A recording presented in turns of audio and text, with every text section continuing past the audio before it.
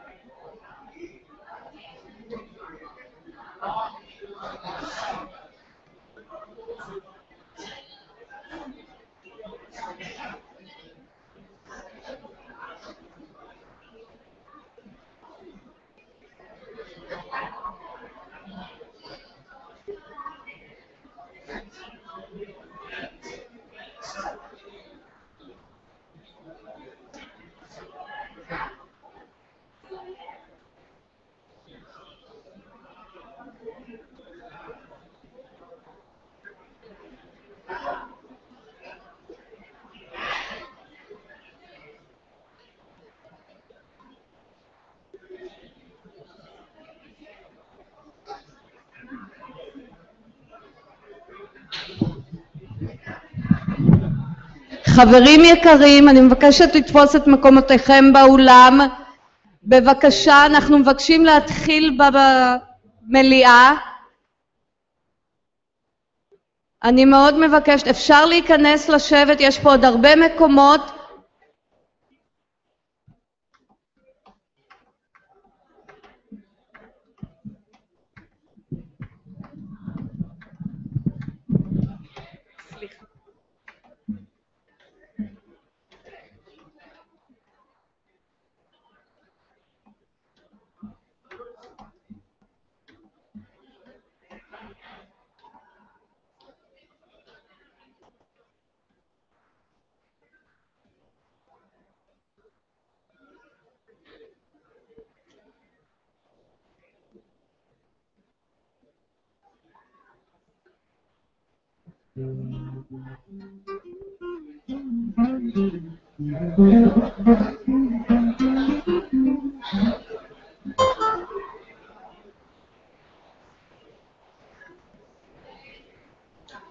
Ladies and gentlemen, please be seated. We would like to begin.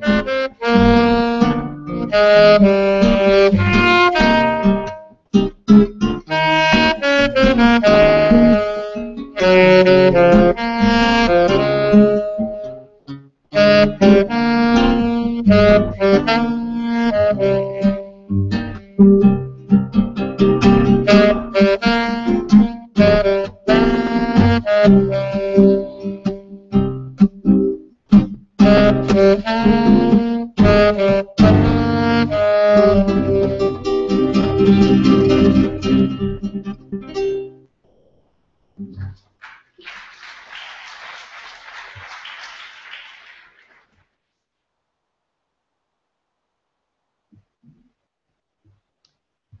you for that lovely musical introduction. That was Blue Bossa by Kenny Durham, played by our talented student musicians Madach Amar and Safadi Bassam from the Department of Music. Good morning and welcome.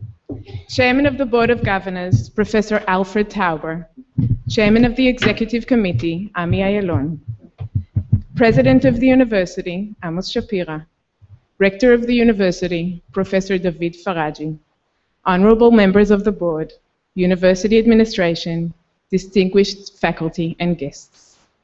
Welcome to the opening plenary session of the 42nd meeting of the Board of Governors.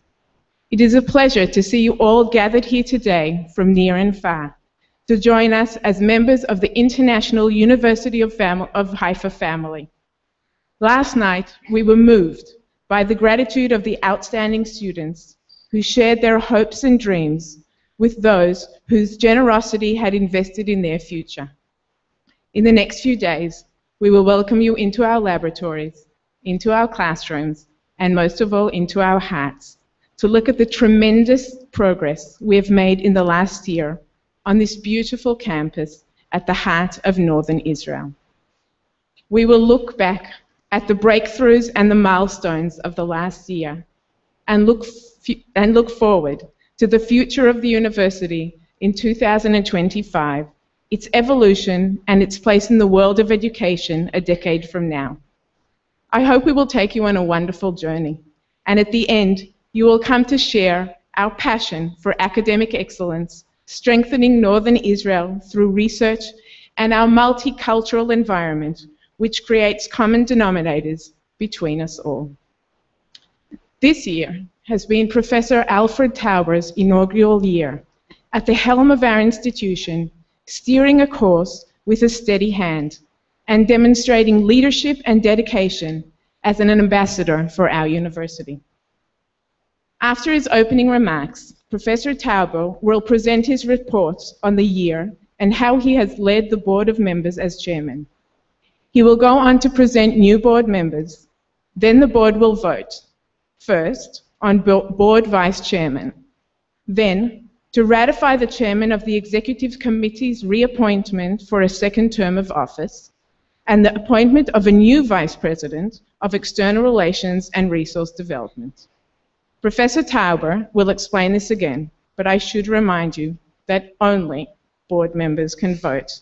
That is, those with red and white tags. So with no further ado, I call upon Professor Tauber to open the meeting.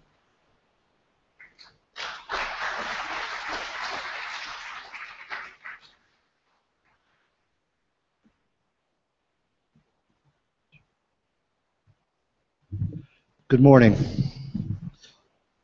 About a year ago, I promised you that the Board of Governors meeting would be fun. And I've done everything possible to entertain you. In all seriousness, we have fiduciary responsibilities which will dominate our session this morning. But I'd like to make a few comments before we get down to business. My introductory comments will be short. I'm only addressing those issues which are most pertinent to my role as your representative to the university community. I do so with the expectation that others on the program will cover many of the specific accomplishments of the past year. First, allow me the personal comment that I have been challenged and absorbed by this position as chairman. Over the past year, I've requested and received every possible accommodation at all levels that have afforded me their opinions and experience on a host of issues. The leadership of the university and I've worked harmoniously together with them on many difficult problems. And I have felt at every point that my views have been respected and more often than not followed.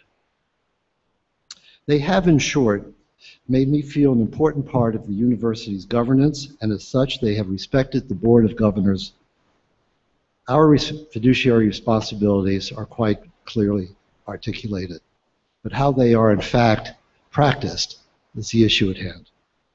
In short, the board, I believe, is clearly integral to how this university functions, and that is testament to the open dialogue and trust I have enjoyed with the administration and the faculty over the past year. There have been issues that have arisen over the past year. A fruitful dialogue has commenced between the executive committee and the faculty and various other components of the university. This is what a rich, open university is about: the exchange of ideas, the free exchange of opinions, and the tolerance of disagreement. These have not been, in my view, a crisis. They simply represent the ongoing business of vigorous academic life, and that will continue, and appropriately so. I want to thank Esti Becker and Sylvia Tesler-Lozovic in particular, who have so intelligently and effectively assisted me in these functions. I do not exaggerate when I say they are true partners, and I consult them continuously with good reason. They're smart, they're knowledgeable, and they have excellent judgment, which they do not hesitate to share. I am most fortunate to have their help. Second, we have spent a considerable effort in recruiting new members to the Board of Governors and renewing its activities. In consultation with many governors, both here in Israel and abroad, we have fashioned strategies for enhancing the effectiveness of the board, which extends to the various Friends organizations, both here and abroad. Our newly appointed vice chairman persons, at least they will be hopefully ratified, Irene Hatter and Sonia Landstein-Kandel, will undoubtedly add new dimensions to our leadership. And with the new Vice President for External Affairs and Development, Yariv Sultan, I believe we have recruited the very best, highly professional person to lead these efforts. He's going to assume his responsibilities, assuming that we ratify him this summer. Being a member of the search committee, I can assure you that the process was exhaustive, and Yariv was clearly the best choice. Fortunately, he accepted our offer, and he will begin, I think, August 1st. I'm certain you will enjoy working with him, and he is enthusiastic about the University of Haifa. I'll go into further details later. His CV was included, I believe, in your package. Third, I am very encouraged by the renewed efforts of the various Friends organizations to develop support for the university. In the United States, Warren Gleischer continues as the president of the American Society, and he has a new vice president, Sharon Nazarian, who brings renewed vitality to what must be the flagship of our external support organizations. Indeed, we have an excellent professional staff in Great Britain, Europe, Israel, and of course in the US, but they need our support. I remind you that through those offices, you have an opportunity to fulfill a critical responsibility associated with your membership on this board. Finally, I would like to offer reflections about the University of Haifa, since over the past year, I've become far more knowledgeable about its functions and potential for growth.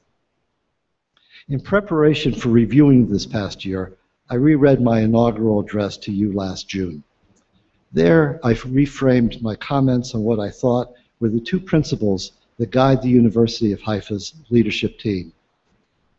Those two ideas were, first, enriching the opportunity to create and develop innovative ideas of our faculty, and for students to learn to achieve their academic potential. And the second major principle was in some ways a more ambitious goal of strengthening moral values, which include teaching civic standards, social ideals, and the values which underlie the use and acquisition of knowledge. In the first case, the university has made significant strides, and these will be discussed in due course by others. So my comments now are focused on the second aspect of this dual agenda, namely the challenge of the university's role in strengthening core values for a democratic society, which strive to provide economic and social opportunities for all of its citizens.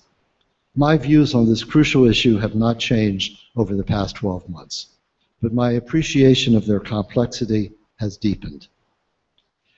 In regards to research and education, we strive for excellence. That is the key word that everyone agrees captures our collective academic goal. Attaining excellence is how we attract students and researchers. It is the parameter by which we are judged by donors and by the government. Indeed, it is the standard by which the university is assumed to judge itself. Last year I discussed, and now I will reiterate, my view about excellence. Excellence is not a something that is easily represented. More than a ranking, useful as that may be, I see excellence as an orientation which guides all of our aspirations for the university. After all, we as governors are vitally interested that our goals are not only attained, but they are worthy of our efforts. These require deliberate choices, and those choices remain our own. While we will be measured in comparison to other institutions, and rightly so, we also have our own notions of how the University of Haifa might best contribute to Israeli society. In this regard, excellence for us must, at least in the part, be self-defined and executed with the particular needs of our students and the city in which we live uppermost in our collective mind. Simply, the university has a significant social responsibility and consequently a mandate for civic leadership. And this leads me to our second principle of core values, namely inclusiveness and equality. Our principal challenge, as I see it, is how do we present the university as a matrix of excellence, the creation of conditions for robust research and educational development, and for new ways of thinking about Israel in terms of values that all its citizens might embrace.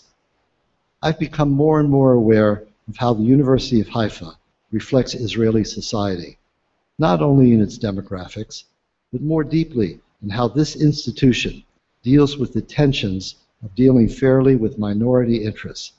We may disagree as to exactly how that should be pursued, but I think that we all are committed to the notion that our students deserve equal opportunity to develop themselves as best they can. I want to reassure you that the administration and the faculty has worked tirelessly to promote a university open to all, and once here that everyone receives equitable treatment. The tests are the same we face on a national scale. How to balance the mandate of democracy with the unique Jewish character of the state. The entire spectrum of responses to this issue is present on this campus.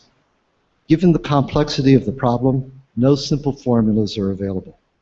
What directs our efforts is a balance between the ideals we perceive and finding the best outcomes contested by difficult choices. I believe we are doing a good job. Nevertheless, we must do more. The boycott movements will not fade away.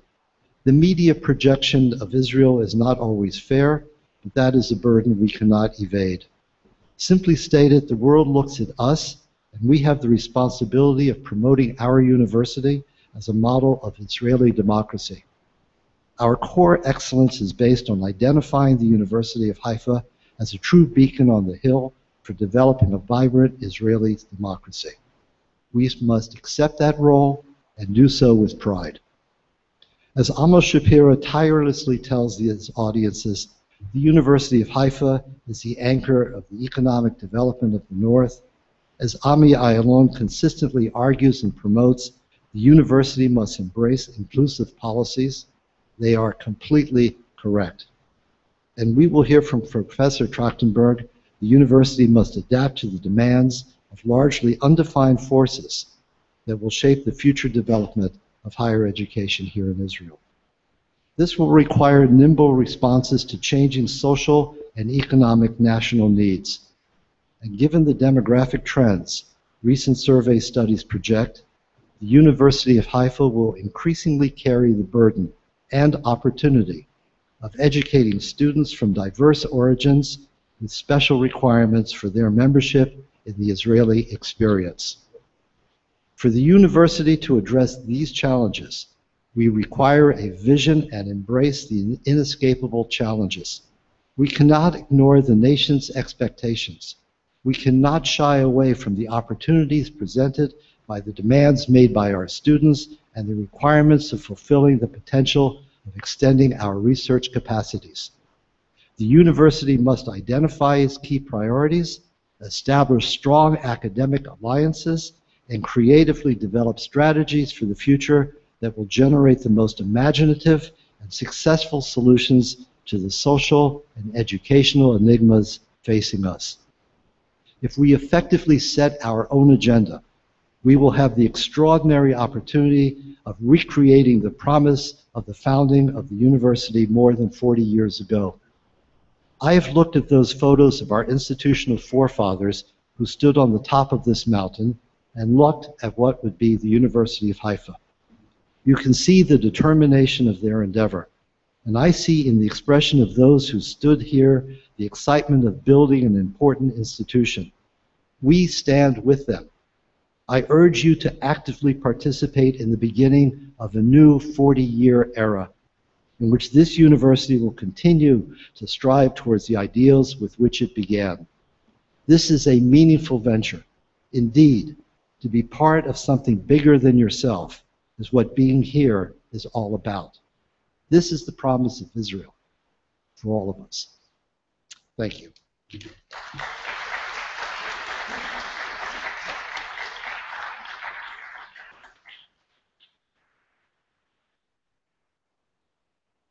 Okay, now to the business.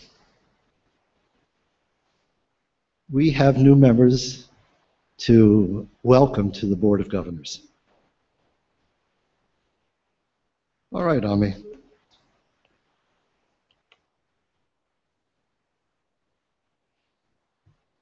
We have different categories. I have to tell you, when I first discovered what the Board of Governors is in Israel, it's quite different from what it is in America.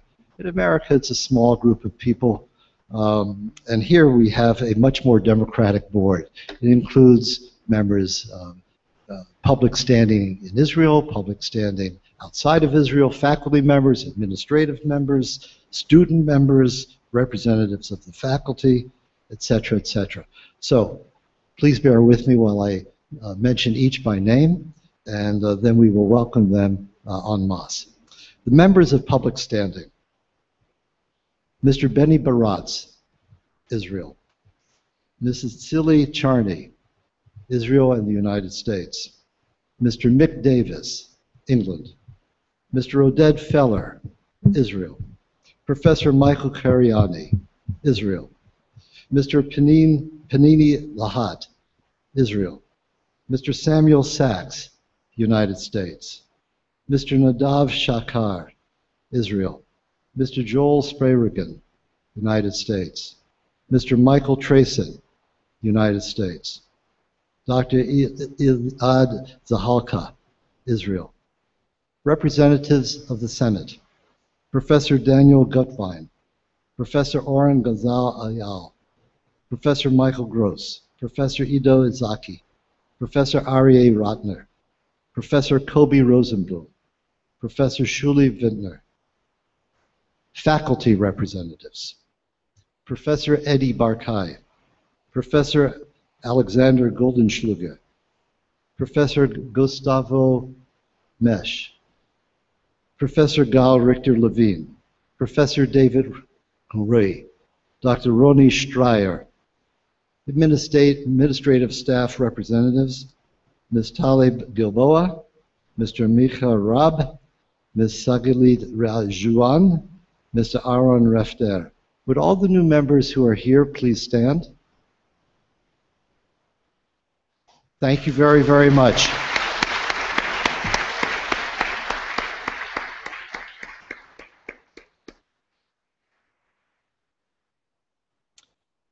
Now we're going to vote on a number of items. The first has to do with the election of vice chairpersons. I say vice chairpersons because our two new vice persons are women. In the Constitution, it states the following.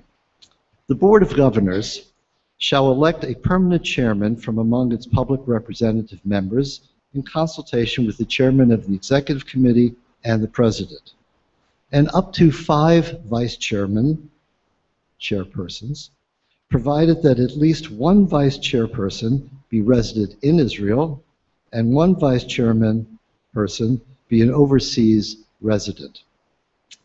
Our two nominees at the moment to fill these 5 positions are overseas members of the Board of Governors of long standing.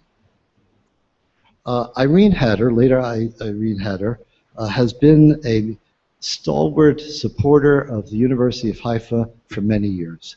With her husband Maurice, they have endowed scholarships, built buildings, promoted programs, and have established themselves as critical members of the University of Haifa family. Our second nominee is Mrs. Sonia Landstein-Kandel, who's the founder and chairperson of the Foundation Step 21, which is a nationwide nonprofit company providing innovative programs in the area of social and media competence for youth. With her husband, Manfred Landstein, they have been stalwart supporters also of the University of Haifa, leading the German Friends of the University for many years and promoting extraordinary programs in Jewish-Arab relations. I would very much appreciate that we consider these nominations. Do I have a motion on the floor? Yes? Arthur? A second, please? Second. All those in favor say aye. Any opposition? Any abstentions? Thank you and congratulations, Irene and to Sonia.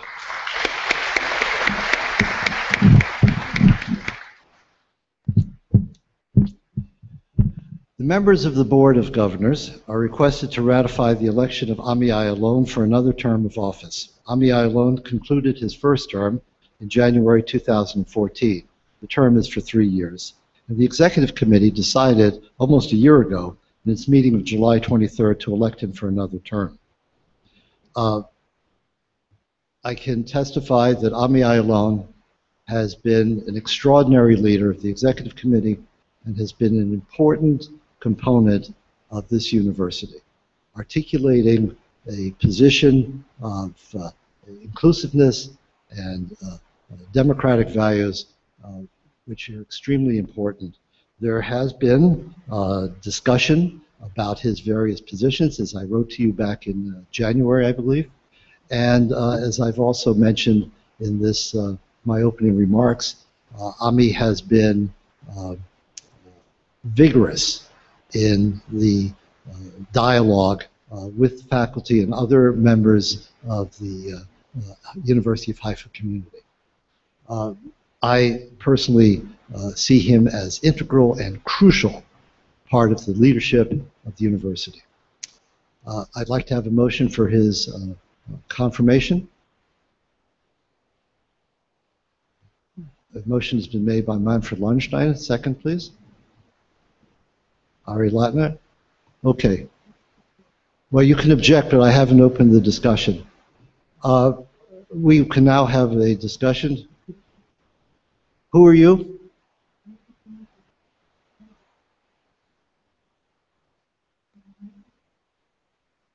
Okay.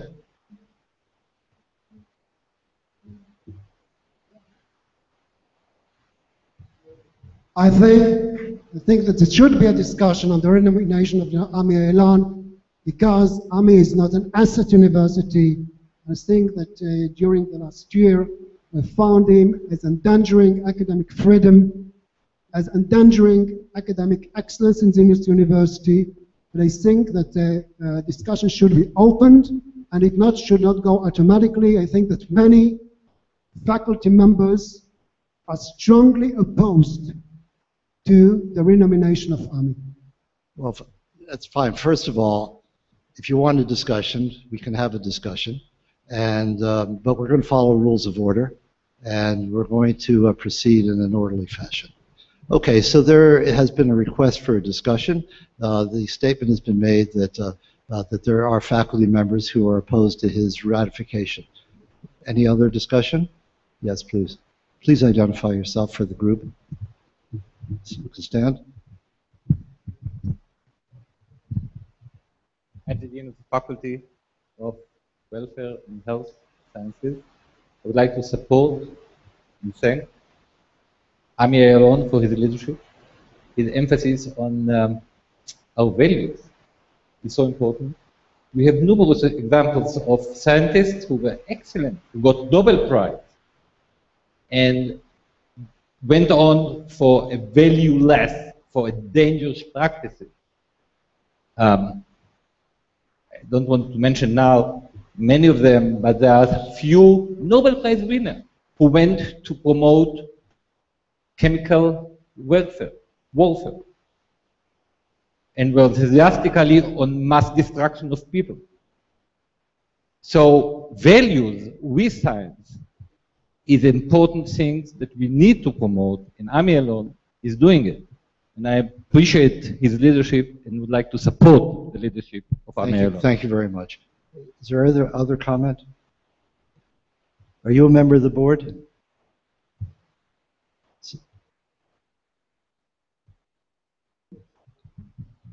I'm sorry, I'm not going to recognize you if you're not a member of the board.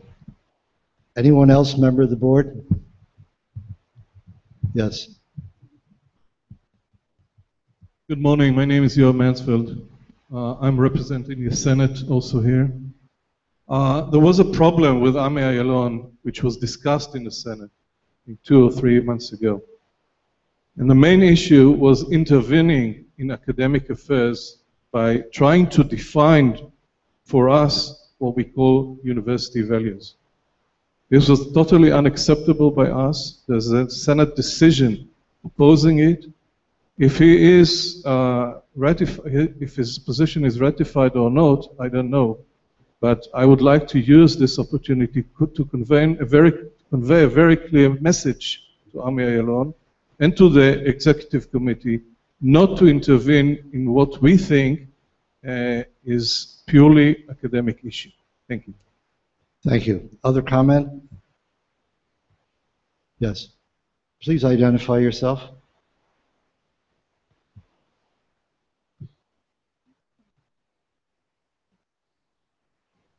I'm Rachel Lev Wizmil. I'm also a member in the executive committee of the Senate Representatives. And I just want to strengthen what Yoel just said, that we have to take in account how many members within the Senate feel about continuing intervening with the vision of the university. Thank you. Barry? Barry Schrade, Boston. I'm new here, so please forgive me, but it seems to me that defining values is the task of the entire community of scholars. That includes administration, board members. It's an open dialogue. Ami Ayalon represents all over the Jewish world, actually, making statements about the values of the Jewish people, and I think he has an important role to play. And I think that rejecting him would be an extremely bad statement about the kind of values that the university wants to pursue. Thank you. Are you a member of the board? I can't see your... Please identify yourself. My name is Yuval Roy. I'm the chair of the School of History in Haifa. I want to what Yoel said. Ami Ayalon is too generous in university. He brings with him political agenda, and I don't fully believe that he supports academic freedom, not academic excellence. Other discussion? Doris Secker, chair of the Department of Jewish History. At the end of the last academic year, we had a faculty meeting with Mr. Ayalon. And from his talk at the meeting, and from the discussion after the talk, you could clearly understand that Mr. Ayalon thinks that he has the power and the authority to decide on academic issues. As a faculty member, as the department chair, and as a Senate member, I found his attitude very disturbing, and I think it's wonderful that Mr. Ayalon purified his attitude about this issue before voting. Thank you. Other comment? Are you a member of the board? Yes, I'm a member of the board. Okay, stand, please. As a representative of the Senate, Okay. I'd like to say that all this issue has been resolved with the Senate. I'd like also to say that there is an ongoing campaign against Ami Ayalon, led by certain people. I think that most of the faculty support Ami Ayalon, support his views. I know that Ami Ayalon is not trying to impose his views on anybody, on the faculty, and I think that we should give him support and let him. Thank you very much.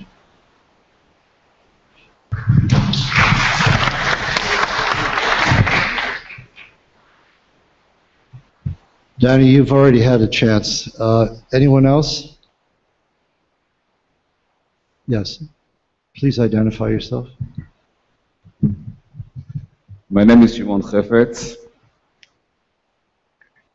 and I know Ami Ayalon since I serving him in the army. First of all, he is a hero, and for the university, it can be very useful if you have some hero. That's one. Secondly, you're opening here now the new Navy Academic, and I think that this is another point can be support the university too. And he's a famous guy in Israel too. So university from time to time needs some symbolic, and this one of the guy that can be very useful to the university, not only in Israel, around the world too.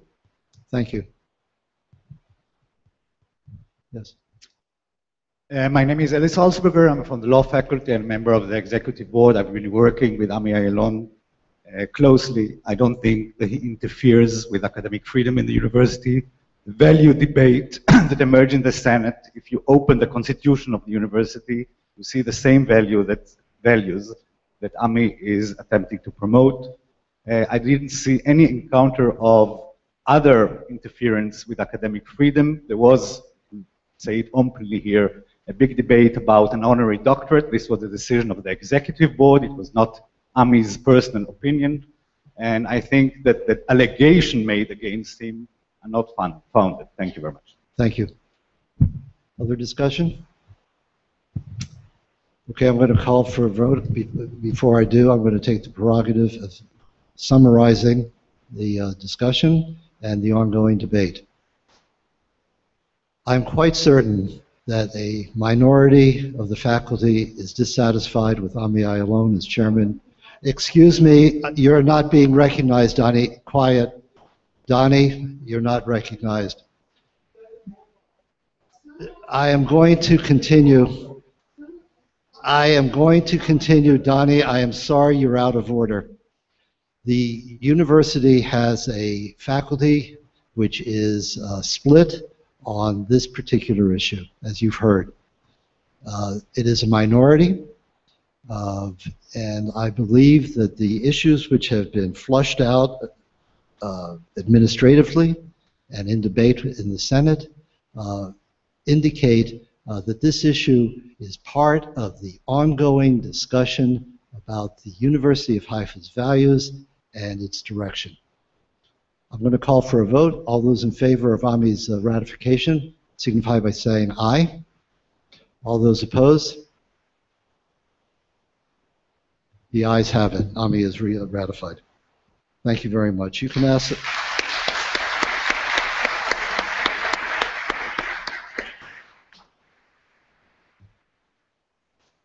Okay. Now we're going to have, hopefully, a easier ratification of our Vice President, Executive Vice President for External Affairs and Resource Development. During this meeting, members of the Board of Governors will be requested to ratify the appointment of Yariv Zoltan as the Vice President for External Relations and Development. I hope you've had the opportunity to read his CV, and are there any questions about his qualifications or the decision about his appointment?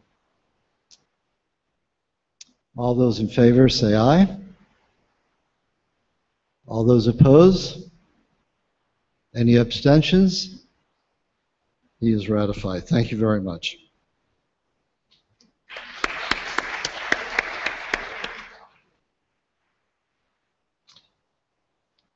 I think I'm done for now. You want to come back? Please.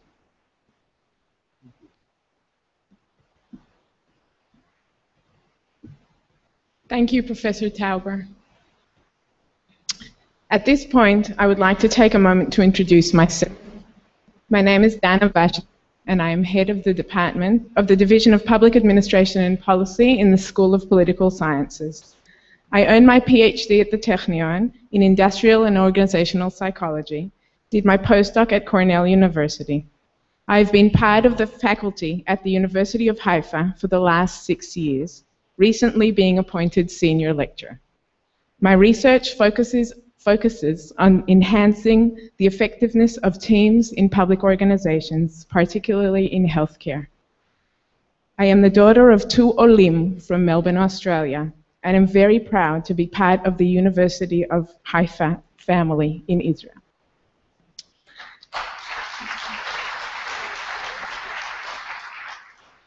It is now my pleasure to introduce the newly re-elected Executive Committee Chairman, Ami Ayalon.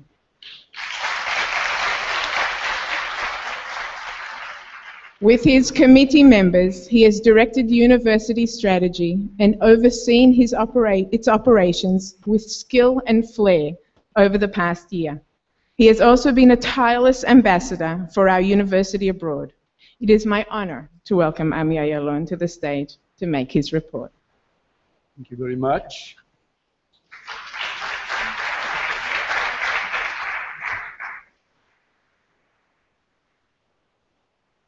I understand that this is a democracy flourishing. So thank you for the ratification. As a chairman of the executive committee, and with your permission, it will be a kind of a different report.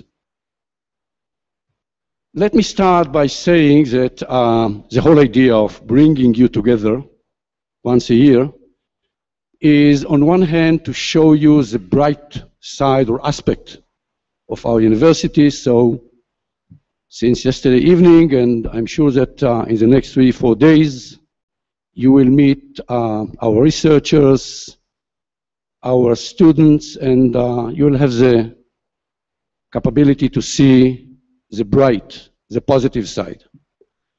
On the other hand, I see you as partners to this community, and let me share with you for a few moments some of the dilemmas that we are facing when we are trying to assist, to help to the university to achieve what we should actually achieve is academic excellence.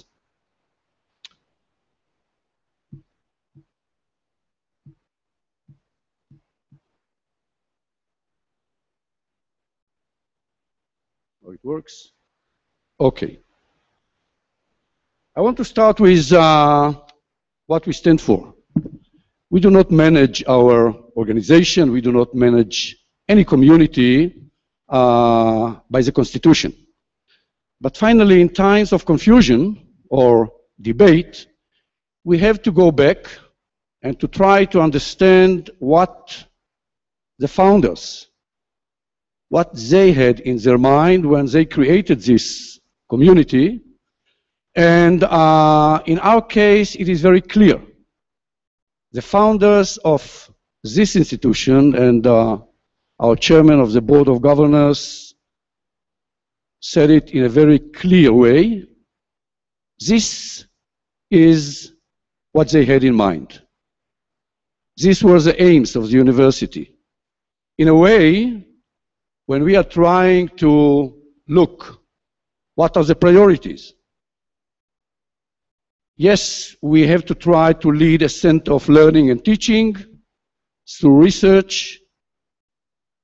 We have a responsibility to create a spiritual and a social future for the State of Israel, including Jewish studies. we have a responsibility to foster mutual understanding between Jews and non-Jews in the state of Israel. I'm saying it because we shall not find this aim in any other university in Israel, in the constitution of any other university in Israel. And of course, to establish and consolidate academic community based on cooperation, mutual respect, etc. It is very important, and let me start by saying that, okay, thank you very much. Probably it doesn't work. It's very important because finally, when we are trying to be practical and we are trying to see what should we do with these aims and goals, we have to remind ourselves that during the last 12 months, probably even during the last 3 years, we did not achieve all our goals, and we did not achieve all the goals that I presented to you 12 months ago. When it comes to the university vision, this was presented last year. First of all is to define center of excellence. When we are trying to see or to understand what is the whole idea of academic excellence, we have to remember to remind to ourselves that we cannot be the top, best university in every area. So when it comes to management, we have to focus. And we have to try to create or to be a top leading university in specific areas that we have, we believe, relative advantage that it will enable us to achieve this academic excellence in Israel and worldwide. I presented the marine science not because this is the only one, because last year it was immediately after Professor Mano Trachtenberg and his staff elected us to lead this field in Israel and to create this consortium of academic communities in order to achieve academic excellence in this field. The university budget, and it is very important, should be presented as within the concept of a multi-year plan, because otherwise, when we approve the budget, we have no idea where this budget will lead us in 5, 10, or 40 years from today. Later, since we did not achieve all our goals, these were the objectives that I presented to my fellow members of the executive committee when they elected me for the second term about 6 months ago. And in a way, this is what I want to present you and to expand a little bit on some of the ideas or the subtext behind these goals. Again, the whole idea is to continue to try to promote and to achieve academic excellence through measurement and evaluation. This is something that the university staff, the management, the rector, and the president are doing during the last 2-3 years. And I want to report you that we achieved quite a portion of what it means, although it is a kind of ongoing process. Second, and this goal created some debate within the university, diversity in the Israeli democracy. Professor Tauber said something about it, and I should be very humble because I believe that he presented it in a way it should be presented. But let me take it a little bit down to earth. Another one. Okay. I want to say something about diversity as a virtue. I am saying it because this is the subtext of many of our dilemmas debate, a legitimate debate that we have within our university. In a way, it is a microcosmos of the Israeli society. There are two approaches to understand our campus, our students, our professors, as well as the diversity within the Israeli society. One approach is to say, okay, we can do nothing about it. It was forced on us.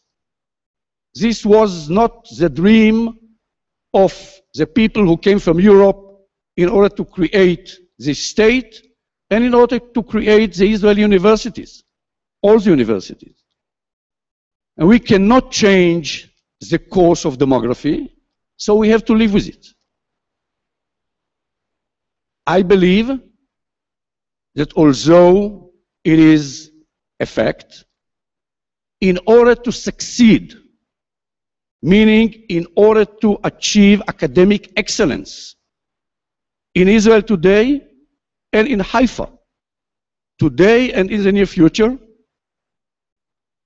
we have to see it, this diversity, as a blessing, as a virtue. We have to understand that our ability to bring different ideas, cultures, opinions, will only enrich our research. It is a great blessing.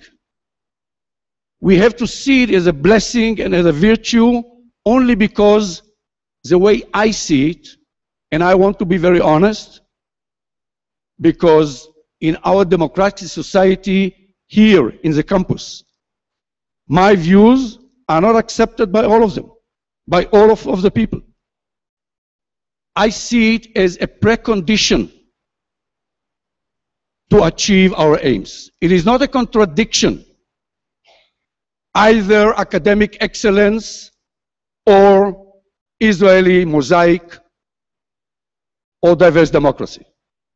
It does not exclude each other. It is a precondition to achieve academic excellence. I believe that only if we shall see it this way, we will be able to achieve all our goals. And in a way, this is not my dream.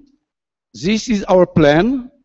This is our goals for the next year and for the years to come. Thank you very much.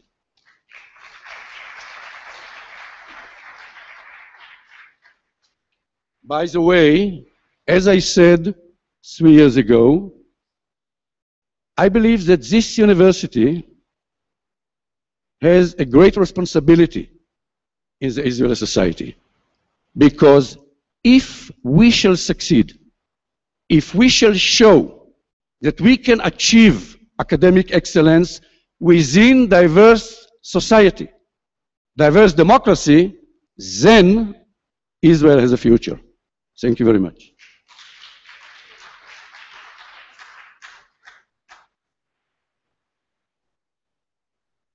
Thank you, Mr. Ayalon. We congratulate you on your re-election and wish you a productive and successful term ahead.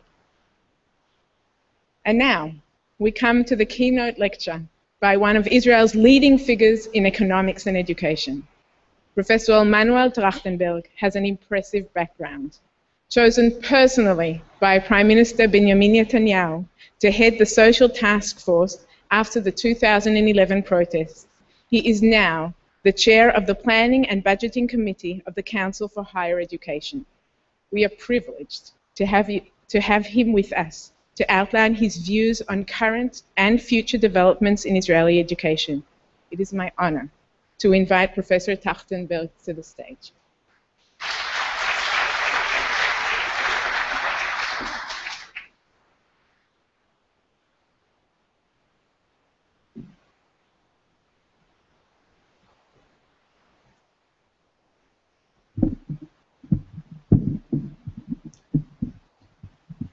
Professor Fred Tauber, Chairman of the Board, Amos Shapira, President, David, Rector, Ami Ayalon, good friend.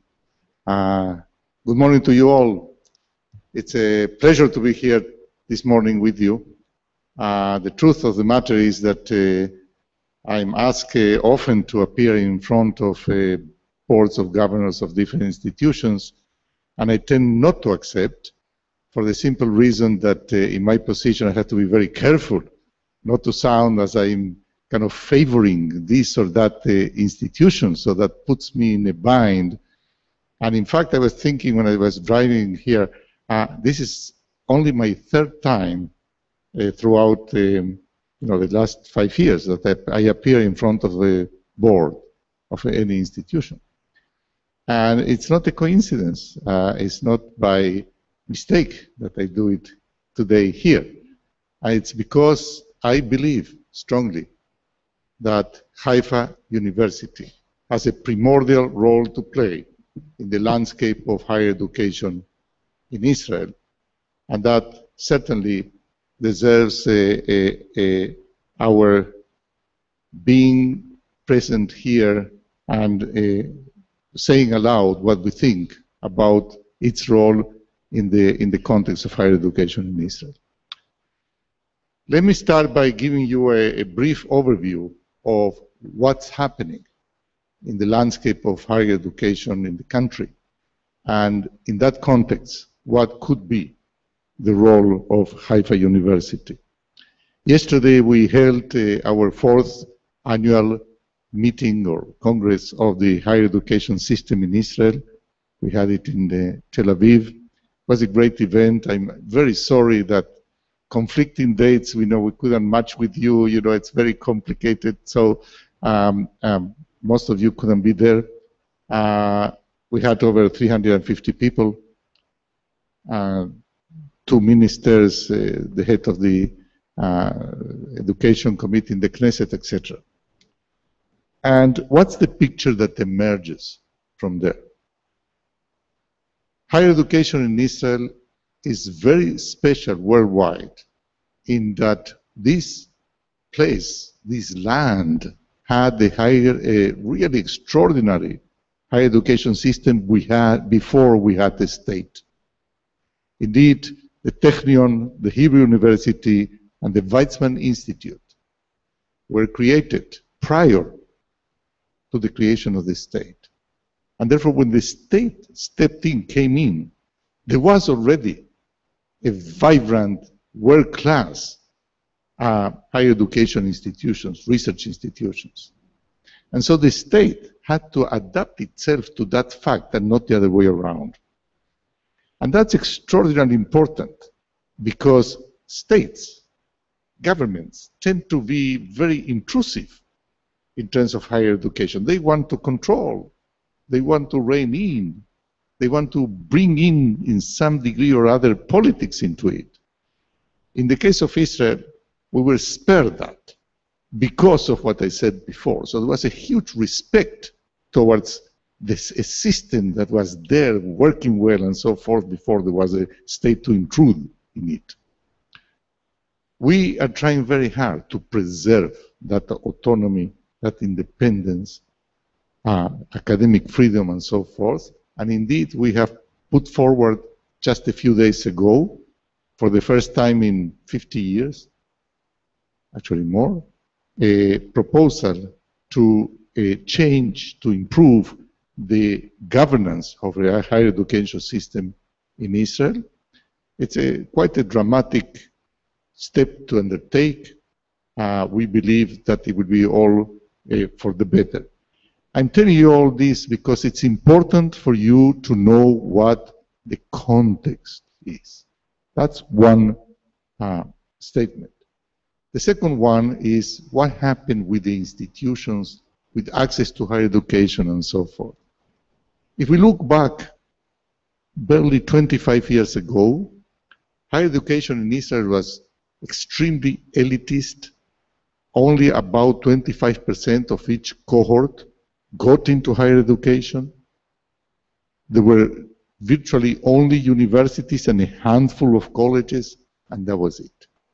And then Big Bang, a revolution came in, new colleges were created, the system was thrown open, and if you go fast into the future, and we look at what's happening today, we went from 70,000 students to over 300,000, 308,000 this year. We went from, as I said, 7 universities and a handful of colleges to 67 institutions of higher learning spread throughout the country. This is a tremendous success. The percentage of each cohort that gets into higher education has reached 50%, and that's about what the high schools can produce for us in terms of those qualifying for higher education. Tremendous success. But it came at a price. The process was too fast. The budgets didn't increase as fast, and at some point they decreased in absolute terms, and the budget crunch fell upon the universities and not the colleges. And why is that? Because the colleges were expanding, were being created, were gaining access to more and more students, whereas the universities didn't increase their size, and therefore when you have a thin budget and even budget decreases, okay, then the crunch fell upon the universities. And the result was really, I don't want to say devastating, because we managed to go through those dark ages, you know, not untouched, but still maintaining our standards, but it exerted the price. And the price came in the form of an absolute decrease in the number of senior faculty of at the universities, deterioration of research infrastructures, and so forth and so on. You have to know all this. And then 4 years ago, we came up with a plan, to a multi-year plan that was approved by the government. The government approved a multi-year budget to support that plan, contemplating a total budget increase of around, it was at the time 30%. In shekels, it's over 2 billion shekels additional to the budget. We are now in the 4th year of that, of implementing that plan, and things have changed. Not in a dramatic way, because it takes time. We have to understand higher education institutions are slow-moving aircraft carriers, okay? And they should be like that. You have to be careful. Things have to be cultivated slowly, okay, in order for them to take hold. But there is an improvement, there is a marked improvement.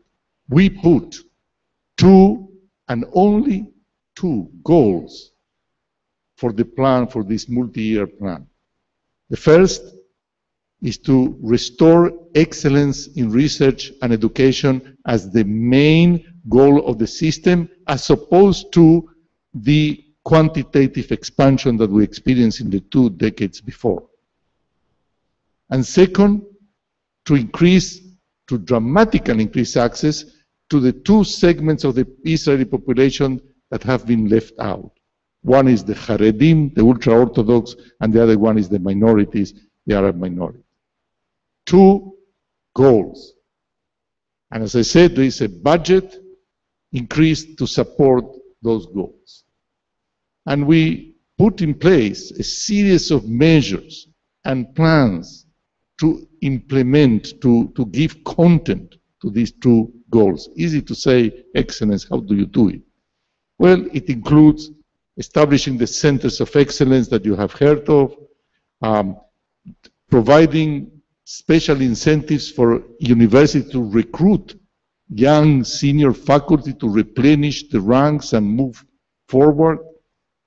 We changed the budget model according to which we budget the institutions in order to sharpen the incentives for quality, for high-level publications, for research grants, etc., etc. We did all that.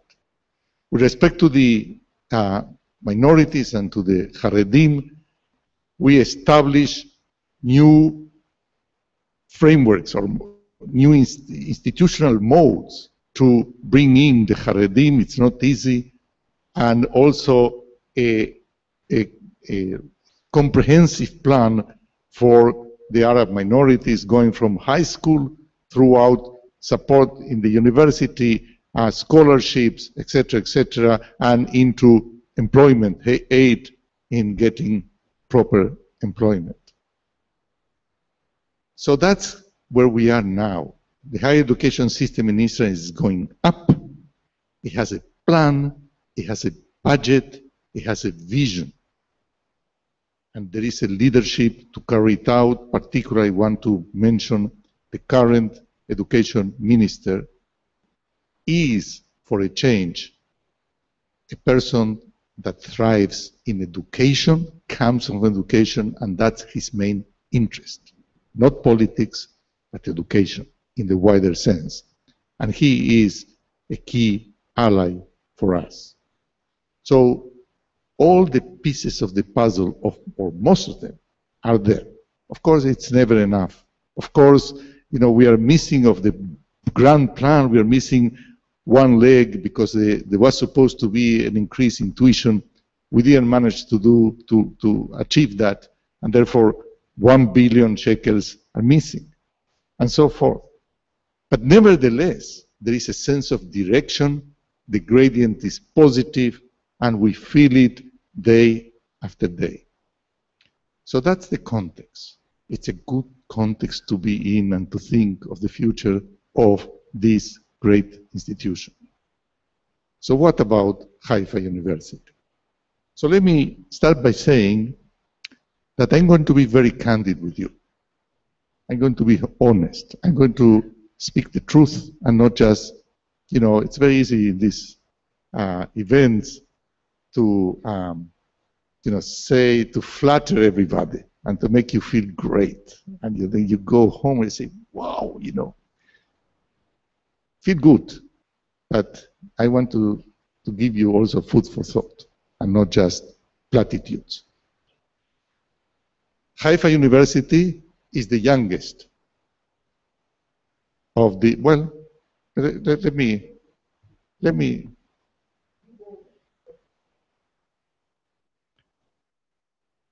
is the youngest of the 7 sisters.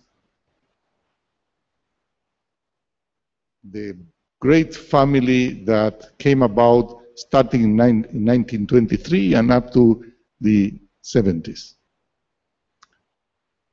It's great to be young when you get up in the morning and look in the mirror. But being young also implies that there are some older than you that they have achieved more in life. There's nothing wrong with that. But we have to understand that that's the situation. As I said, 3 of the 7, the Technion, the Hebrew University, and the Weizmann, have a long record. They were founded by key European scholars, Jewish European scholars, when Europe was the center of the world in terms of academia, and in particular Germany. And there was a big argument when the Technion was established whether the language of teaching was going to be German or Hebrew. So imagine that. But it reflected what was happening at the time. So those are great institutions. They're ranked very high. We are very happy with it. They had the head advantage of 50 years and more. Haifa, as I said, is the youngest. And nevertheless, in the 42 years, how long? 42 years since it has been established. 42 years in terms of higher education is nothing. I want you to understand that. Okay, Harvard University, where I had the privilege of getting my PhD, when it was established, if you look forward 40 years, it was nothing. It was established in 1638. It became a university only in the 20th century. Before that, it was a college. And it became a great university not that long ago. Oxford and Cambridge, yes, they have a very long record, but again, they had a head start of about 800 years. So you have to think in different quantums when you think in terms of higher education. 42 years is not long. And nevertheless, if somebody doesn't know anything about this institution and just walks in, okay, and goes around and looks around and visits the labs and the classes and so forth, it's very impressive what has been achieved in 42 years. And what's even more important is that in the course of these 42 years, he has managed to develop centers of excellence within the university that also project themselves in the wider landscape of higher education in Israel and beyond. It was mentioned the Center for Mediterranean Studies that has been established, when, a year ago or so, 2 years. We had a competitive process for that. And Haifa University won, rightly so, at the head of this consortium. We give no favors.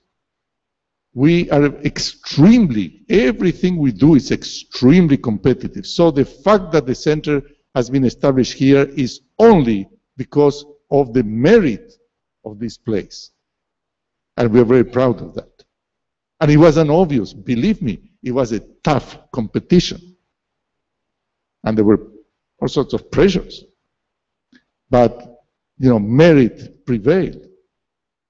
This university has developed centers of excellence in other fields as well. In the health sciences, in social welfare fields. And we are very aware of that. And yes, those fields, some people will say, don't have the luster, perhaps, of biochemistry or, that may lead to a new vaccine or whatever. But believe me that there are not less important, certainly not less important for this country as a whole and for Israeli society. So you should feel very proud of that, of having created these centers of excellence just in 42 years. But nevertheless, that's not enough. And let me tell you why it is, what makes it harder. We make it harder. We meaning the budgeting committee. And why is that? Because the budgets that we allocate to the universities are based on strict competitive criteria, including publications weighted by impact factors, scientific publications, grants from highly competitive granting agencies, research grants, and so forth. So what that means is that Haifa University is all the time competing with the Technion and with the Weizmann Institute and with the Hebrew University and so forth and so on for each line in this competitive matrix. It's very hard when we are young and relatively small to get ahead of the big guys. Again, I repeat to you, the budget is strictly competitive. So you can tell me, and I will not in agreement, but not act upon it, that this is not fair. That we are essentially strengthening the strong.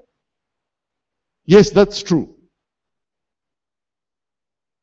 And the reason we do it is because I don't know of any other way of speed up a Darwinian process of natural selection that incentivizes everybody to get ahead of himself or herself all the time. And that's the secret of the success of Israeli academia. That's what brought us Nobel Prizes and will bring also in the future. Because we are all the time on our toes, because nobody feels secure, because you have to compete with the best all the time.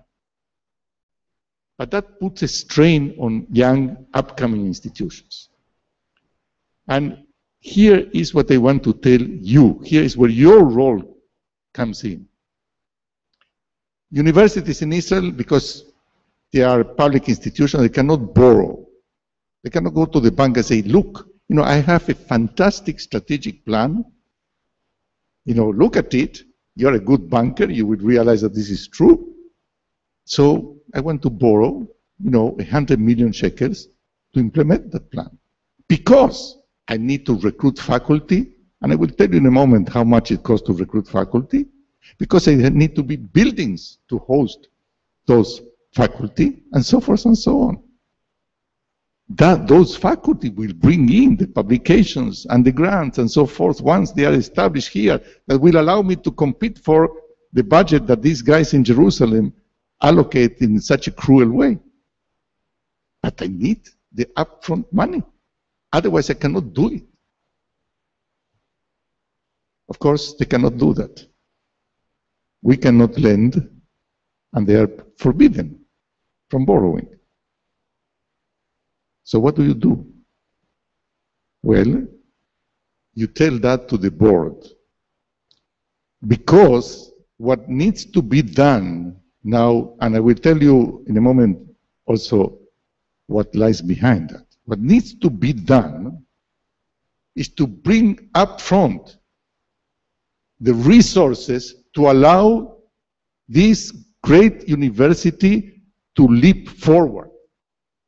And it can come only at this stage from the board spreading the message across you know, the different countries and friends and so forth and so on. Now, why would you do that?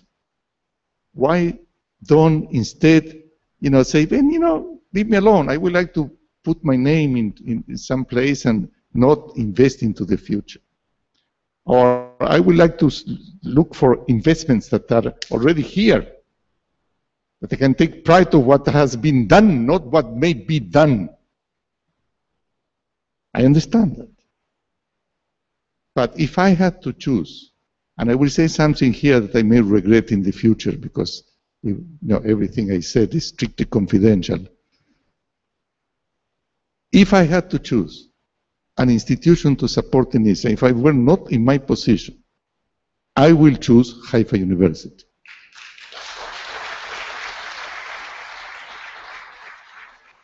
And the reason I will do that is because the impact of that support in this young, upcoming institution, the impact into the future would, for sure, will be greater than the impact that may have that contribution in any other established institution in Israel.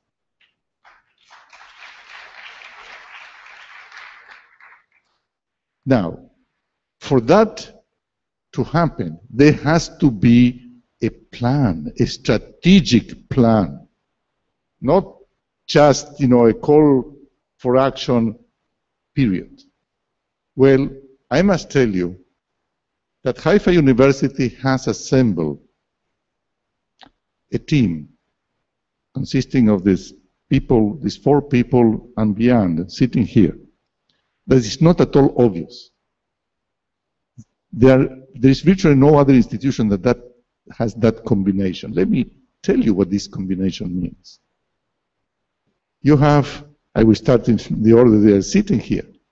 You have Ami Ayalon, who has done something for this country, who knows what this country needs, who has a vision of how this country, this society should look like. And he is investing his major effort into this institution. And then you have Fred, who came from abroad, from Boston, with huge experience in higher education, in great institution in Massachusetts, you know, that is the place for higher education in the world. And he's doing what he's doing out of pure identification with the cause, old style Zionism. And that again, that's very rare. And then we have Amos, who came from the business world. And again, he has a long record behind him. He didn't need to do this. Why is he doing this? Because he's convinced that his experience in the business world, in turning around companies, in thinking strategically, may make a great difference from this institution. And then there is David, that personifies the academic world, its trends, and so forth. This is a very rare leadership for an institution. I believe in this leadership. And therefore, I'm ready.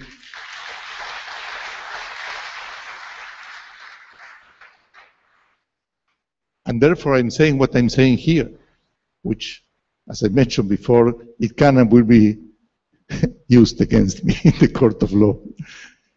And they came up, they have been doing a great deal of thinking in the past 2 years, year and a half, about strategic directions in which to develop this university. No more of the same. Not say, well, yes, we are doing great in this area, a bit more, and then we're establishing this other center and so forth. Everything looks very nice. You run around for 2 days, you cut a few ribbons, and you go home, happy. No, they're thinking hard into what should be done for that leap forward to take place. Don't trust luck. And I'm impressed with that effort. Do we agree on every detail? No. We have, at times, serious arguments. It's not easy. But I prefer to have serious arguments about strategy than to have smiles about platitudes. Okay? So I believe that this university can do it. We are trying to help the best we can. I know it's too little, and I know it's not too late. I know that we don't have the means to help beyond what the model, the criteria in which we operate allows us. And I'm not going to deviate. Mark my words, I'm not going to deviate. Because if I do that, then everything will crumble. Okay? And the credibility that the budgeting committee has is because we operate in a very transparent way according to clear and objective criteria. But within that context, we're doing the best to help. The university applied for a grant to build a building that it very much needs to host the new faculty and so forth. We held for the first time a competitive process by which we allocated 80 million shekels to various projects, and Haifa University is one of the projects that won that competition, and we expect to be able to allocate, I think it's 12 million shekels, very soon for you to be able to carry this important project for the future of the university.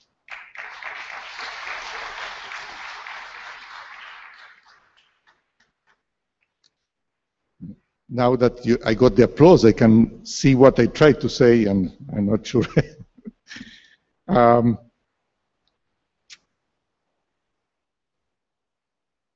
That's one statement. A second statement is no less important. I'm sure you follow up events in Israel. I'm sure you have heard a lot in the past few months about the University of the Galil,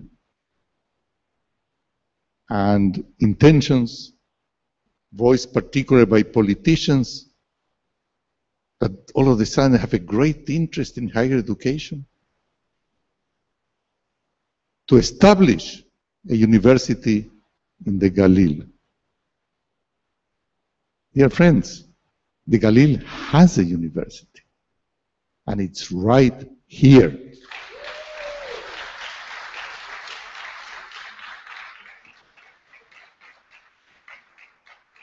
And whoever speaks about establishing a new university in the Galil is unwittingly undermining the future of higher education in the Galil. Because, as I said before, we have limited human and financial resources for higher education. We are under critical mass in many of our institutions. So whoever thinks of establishing yet another one, the meaning of that is less for those that already exist and are doing a great job. Now, in order to indeed be perceived as the University of the Galil, this institution will have to do more in that respect. And to do more means striking alliances with existing institutions, targeting populations in the Galil, etc., etc. I'm not going to tell you what you have to do, but you have to do it.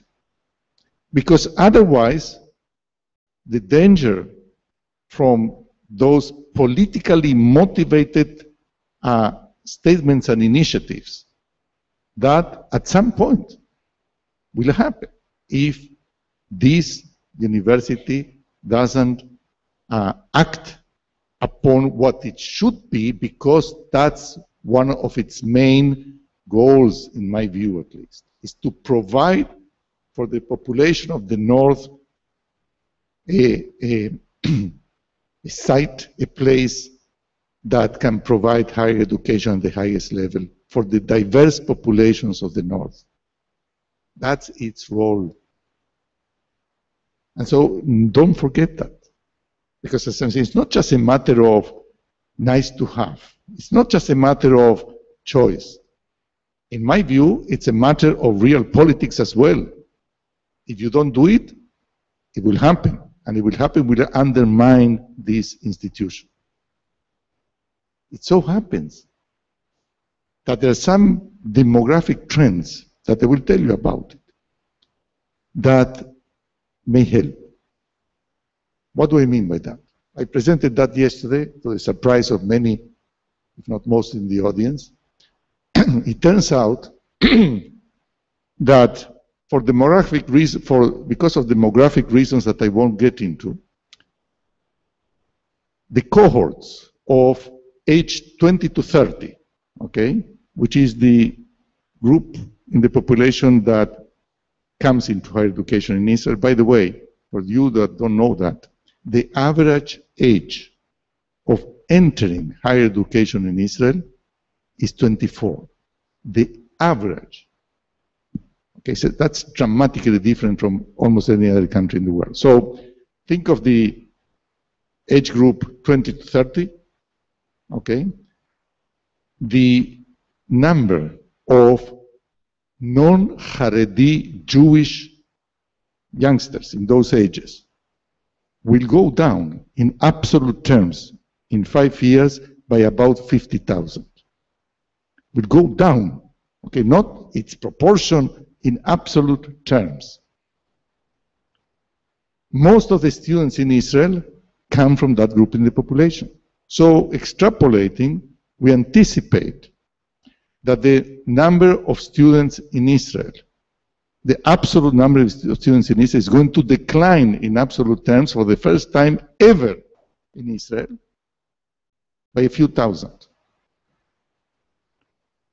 The number of, in that group of the non-Haredi Jewish students will decline by something like 7,000. But the other two segments in the population, the Arabs and the Haredim, these two groups in the corresponding age brackets, their numbers are going to increase a lot, by more than the 100,000, the two groups together. And so it's clear that in the next few years, the only avenue of quantitative expansion will be in these two groups, particularly in the largest, which is the Arab population.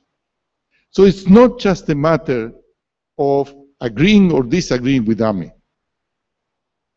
And I, of course, respect a lot his ideas and his conception of things. It's a matter of survival. It's a matter that, you know, institutions are going to compete fiercely for students, okay, but you have an advantage, which is you are in the north, where most of the 70% of the Arab population in Israel is in the north. So you can reach out, and you can do it in many ways. And I'm not going to go into how, but I mark my words. You can do it in many ways. You can reach out. Okay, you can strike alliances and so forth and so on. So things have to change. And they have to change both, meaning by that, continuing what you have been doing, the leadership in trying to spot within the universities those areas of comparative advantage that need strengthening in order to become leaders in Israel and leaders in the international arena. You have 2 or 3 of these areas, that's a lot. But it's a start. It has to be strengthened all the time. How do you do that? By bringing in young, promising faculty. That's the key. It's not bricks and mortar. It's important also because you have to house those new faculty. But the key is in those young faculty that you have to bring in. It's hard because you're competing with all the others for that. But again, if you think of how to support most effectively this university, how to lend in order for this university to be able to leap forward, adopt a young faculty, support the absorption of a young faculty, come up with ideas how to lure them to this institution. If in the next 2 years or 3 years, this university were to recruit 100 new brilliant faculty, you will be in a completely different position. Just to give you a sense of what's happening in the other institutions. In the past 4 years, and responding to our plan, the multi-year plan, the universities in total, including Haifa University, recruited over 1,000 new faculty. Over 1,000 new faculty. How many faculty, what was the net growth in the number of faculty? 200. Why? 800 retired. So that's, in order to catch up, you see, you have to run very fast. I don't know exactly what's the retirement profile here in Haifa. I believe that there is a group that is going to retire soon. Sorry? So you will face a problem like that. So again, you know, put your emphasis in recruiting new faculty. It's not just, it's first and foremost an academic task, but you need resources. We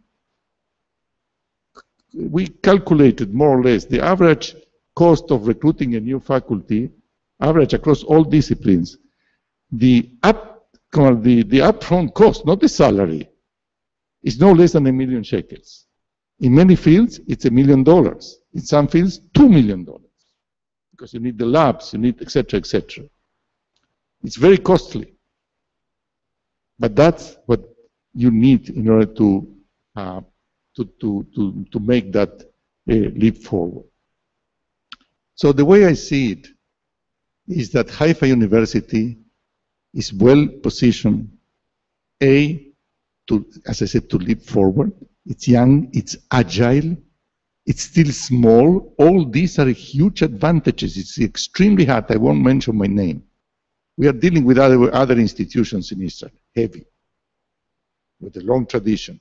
Good, yes, but extremely hard to implement changes in those old, well-established institution. This is agile, it has ambition with good reason, and it can happen. So go for it. You know, grab the opportunity.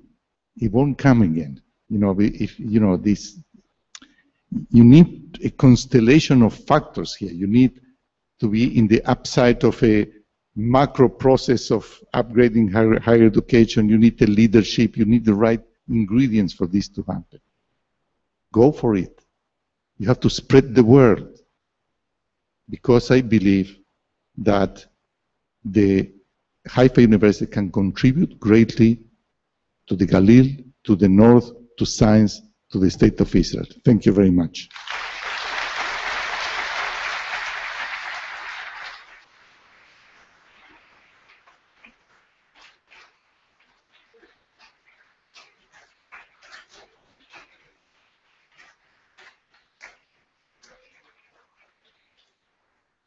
Thank you very much, Professor Trachtenberg. Your insight and razor-sharp observations have given us food for thought, which will come in handy in our discussions regarding the University of Haifa in 2025. I know that everyone here and the university students who will see this are thanking you for those kind and insightful words. As a mark of our gratitude, I would like to call upon President Amos Shapira to present you with a University of Haifa memento.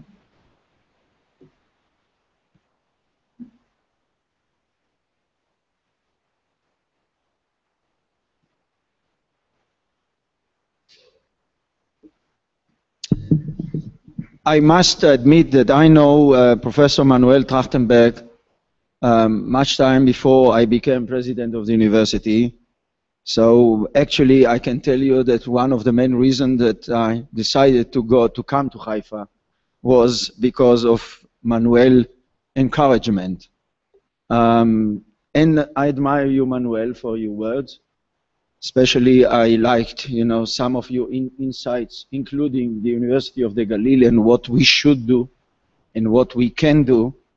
And for all this, you know, please put it in your office. Thank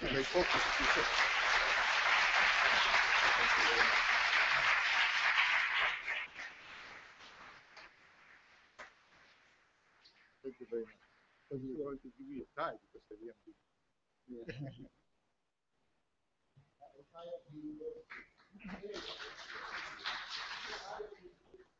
We will now take a short break and we will be back at 11:15 exactly.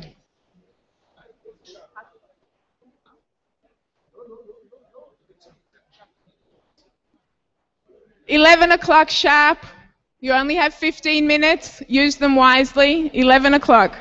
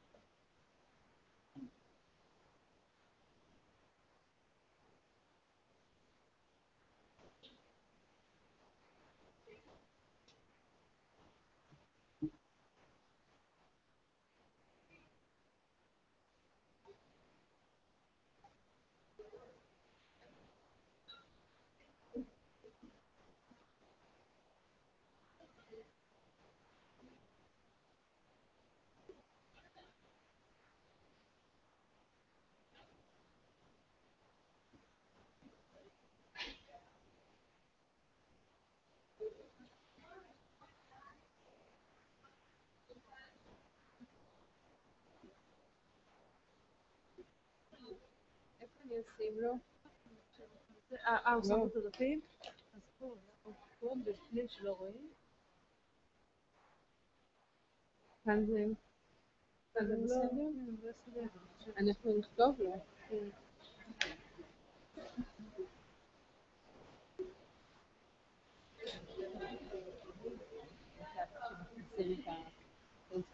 זה שלא לפני?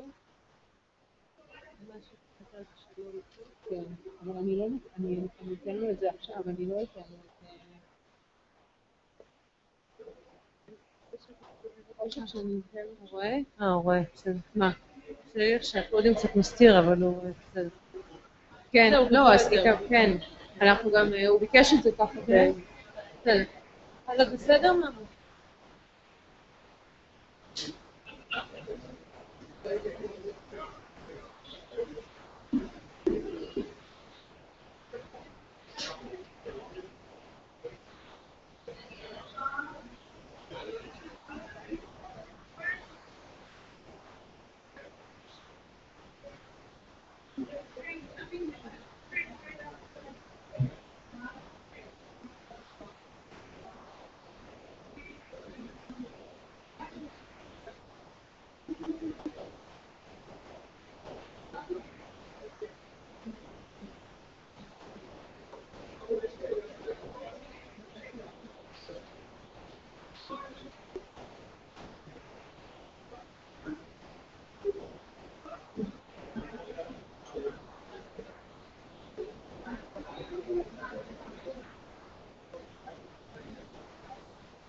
Please be seated.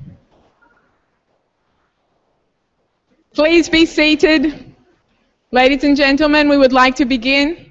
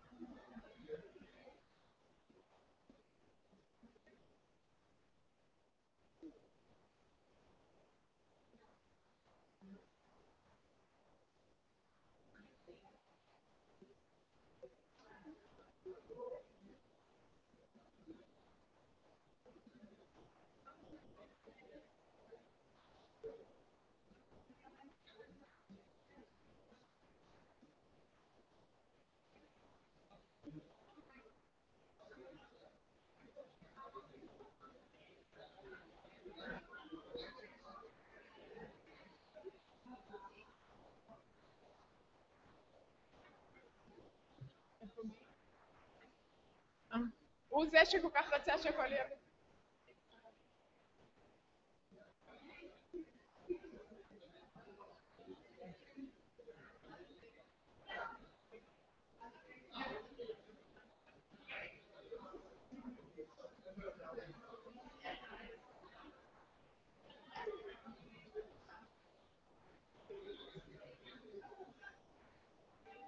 Ladies and gentlemen, we would like to begin. Please be seated.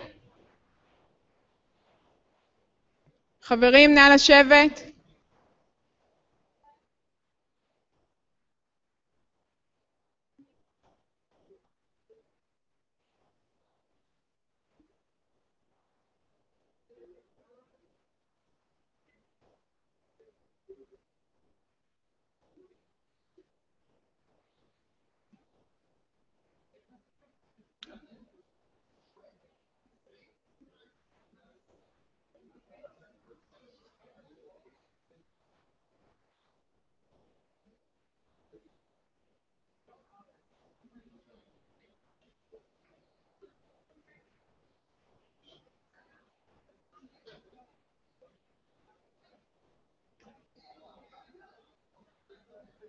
Ladies and gentlemen, we would like to begin.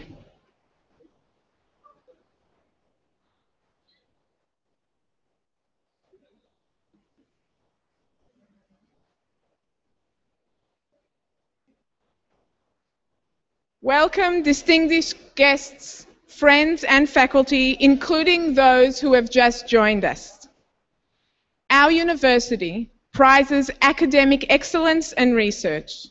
There are so many young, talented academics in the country with dazzling potential.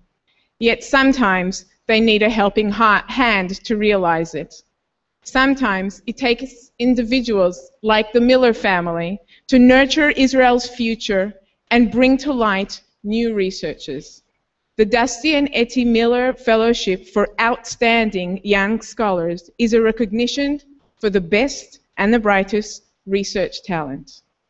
It is my honor to ask the Rector of the University, Professor David Faraji, and Professor Michael Gross, Head of the School of Political Sciences, to the podium to present the fellowship. The fellowship for 2014 is awarded to Dr. Aviad Rubin of the School of Political Sciences. Dr. Rubin, it is my pleasure to invite you to the stage to receive the Dusty and Etty Miller Fellowship Award and tell us about your research. Please come forward.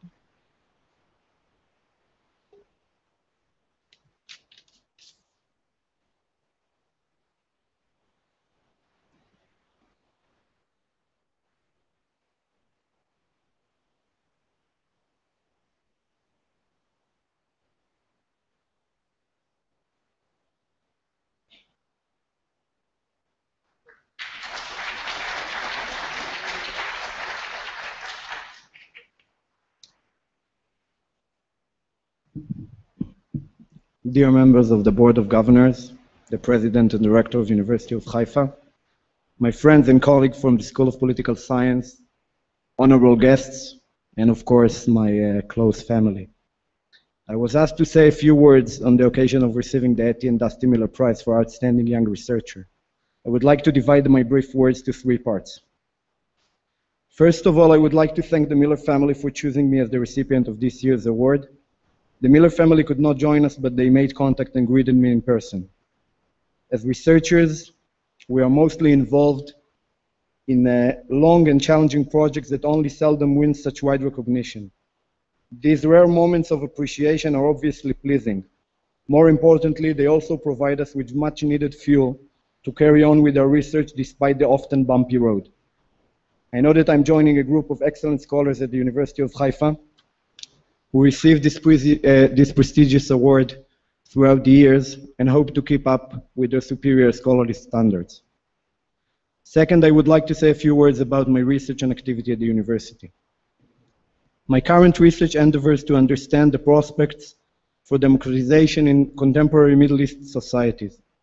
The recent Arab Spring saw dramatic changes across the Middle East that affected each regime differently and of particular interest were the dynamics of popular protests and the use of violence among demonstrators and by state that varied considerably from place to place. My research suggests that these mass protests and the various ways by which the incumbent government responded to them can be explained by type of regime.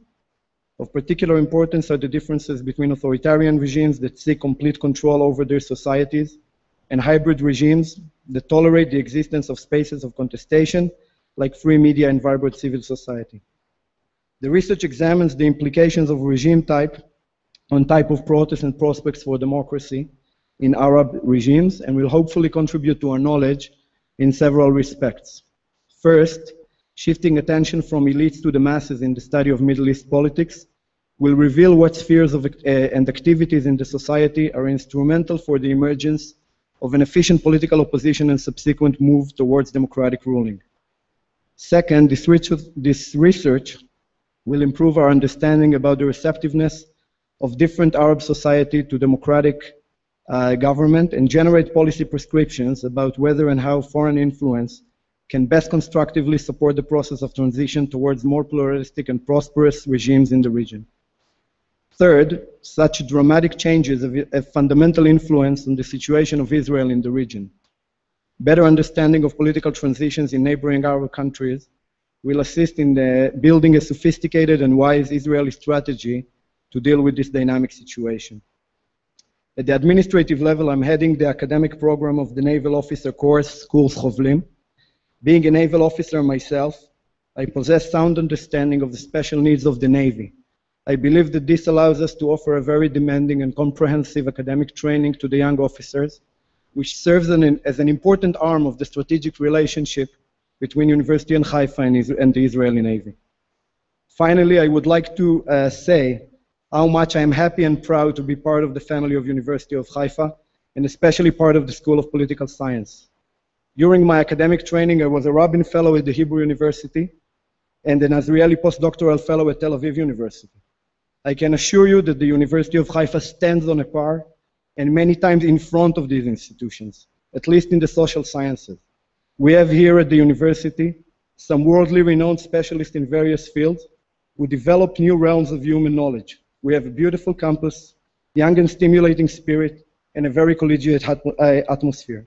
I have no doubt that the future of this university is very bright. Thank you very much.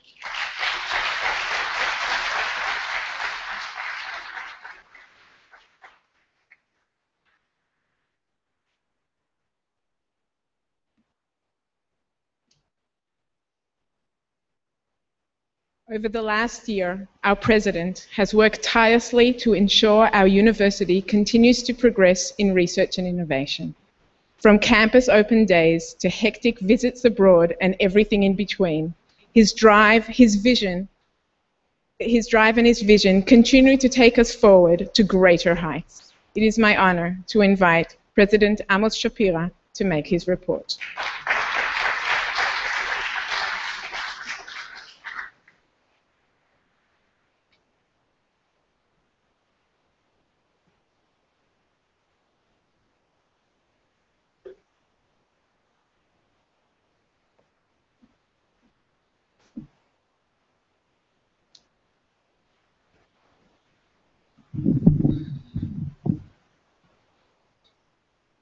Good morning, everyone.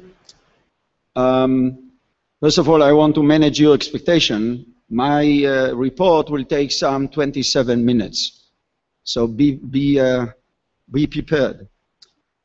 Members of the Board of Governors, faculty members, student, honored guests, good morning to you all. Boker Tov, Sabah el Khir, Lakum Jami'an. Good morning to you all. A year and a half has passed since I was given the opportunity to join you. I am grateful for this privilege to be the leader of such a wonderful team of people and to lead a research university, which I believe holds vast importance for the promotion of science in Israel and around the world, for strengthening the state of Israel and continuing its development as a better place to live for the future generations. As a research university, The main reason for our existence lies in the development of excellent research promoting knowledge and endowing it to the future generations. In spite of the fact that we are a young research university, or actually the youngest research university in Israel, we have been able to make significant inroads and lead an impressive collection of fields in which we are unique or excel or both. However, our university has two additional outstanding and unique characteristics that give it additional values and make it so very important to economic and society resilience of the country of Israeli society. The University of Haifa is the largest research university in the north region of Israel. I am completely convinced that a strong academic institution in the north of Israel is the necessary condition for the continued prosperity of this geographical and demographic region, and I will elaborate more of this tomorrow in my presentation before the panels. The other characteristic that sets the University of Haifa apart comes from the unique composition of our student body and faculty, which represent more than any other institution in the country, the human mosaic that makes up Israeli society. Our university provides academic education to the largest number of students serving the security forces, as well as the largest number of Druze, Arab, and Circassian students. Students from the ultra-Orthodox communities study alongside international students from all over the world. In spite of the administrative and financial challenges we face, I am proud of this multiplicity that sets our university apart. This is our important contribution to fulfill our obligation to the State of Israel to create the common denominator required by every civilian democratic society, regardless of the political views of its citizens. Creating the common denominator is not only a social value, but an absolute necessity for the continuation of Israel's economic and security prosperity. I believe that our students who study on a campus characterized by cultural variation enter the workplace as better employees, managers, and leaders. I invite all of you to the laboratory of Professor Fouad Fares. They are not researching coexistence. They are researching cancer and the way to develop medicines from biological components. Professor Fares is Druze, and in his laboratory you will find Jewish, Muslim, and Circassian researchers. In a groundbreaking study, he joined forces with Professor Salomon Fasser from the Institute of Evolution, who came to Israel in the 90s from the Ukraine. And together they are trying to produce biological material from mushrooms that could serve as a basic for medication against types of cancer which are currently considered incurable. The significance is, my dear friends, that we are creating groundbreaking science in a tolerable environment while accepting the other. For all these reasons, I take the liberty to address you from time to time and ask your support. I appreciate and admire your generosity, and please applaud to your generosity.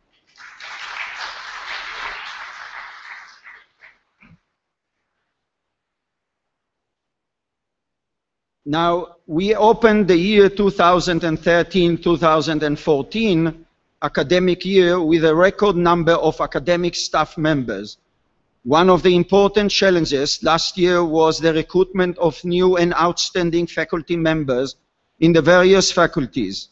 Recruiting returning scientists is a national challenge of utmost importance that the University of Haifa is playing an important role. The recruitment and acceptance of an outstanding researcher is a process that involves major efforts on an organizational level. Investment is required in research infrastructure, and the economic effort involved is quite substantial. And indeed, the university's development budget has been on the rise for the last 2 years. In 2013-2014, the investment in the university's physical development increased, and in order to continue succeed in our mission, we are in need of additional resources from every source possible, both internal and external. At this time, I would like to take the opportunity to present a short film to you that will help demonstrate just a little the significance of this national mission to return our scientists to Israel. Please.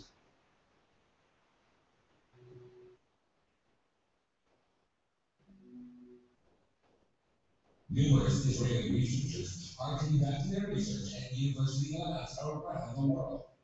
All of them were born and raised and educated in Israel. This is the most important resource at our disposal, and we are losing it. In 2004, we left Israel and crossed California. What's the position in Caltech? We left in 2010. We had to move our lives to Germany. My husband and I live in Easton. I left in 2007 for a postdoc in science in the private institute in Virginia. It was important for us as our children grew up in Israel.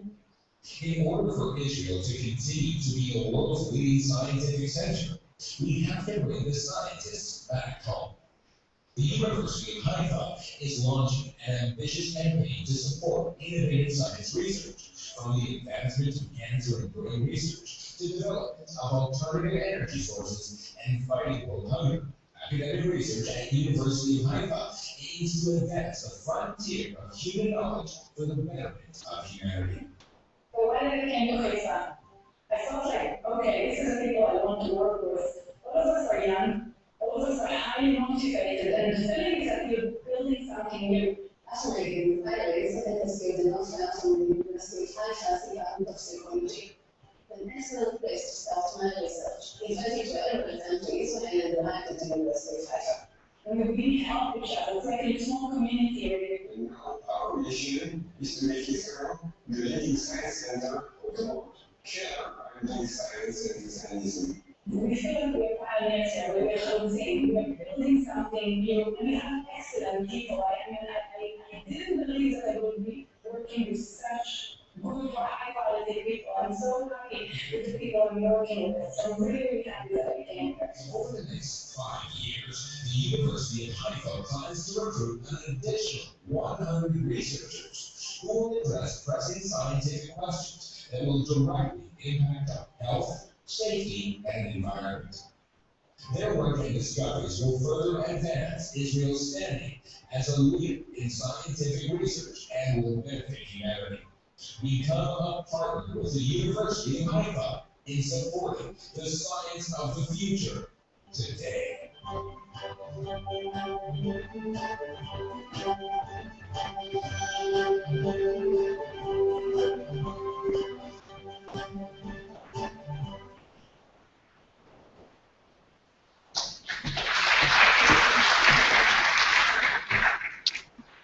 Isn't it exciting?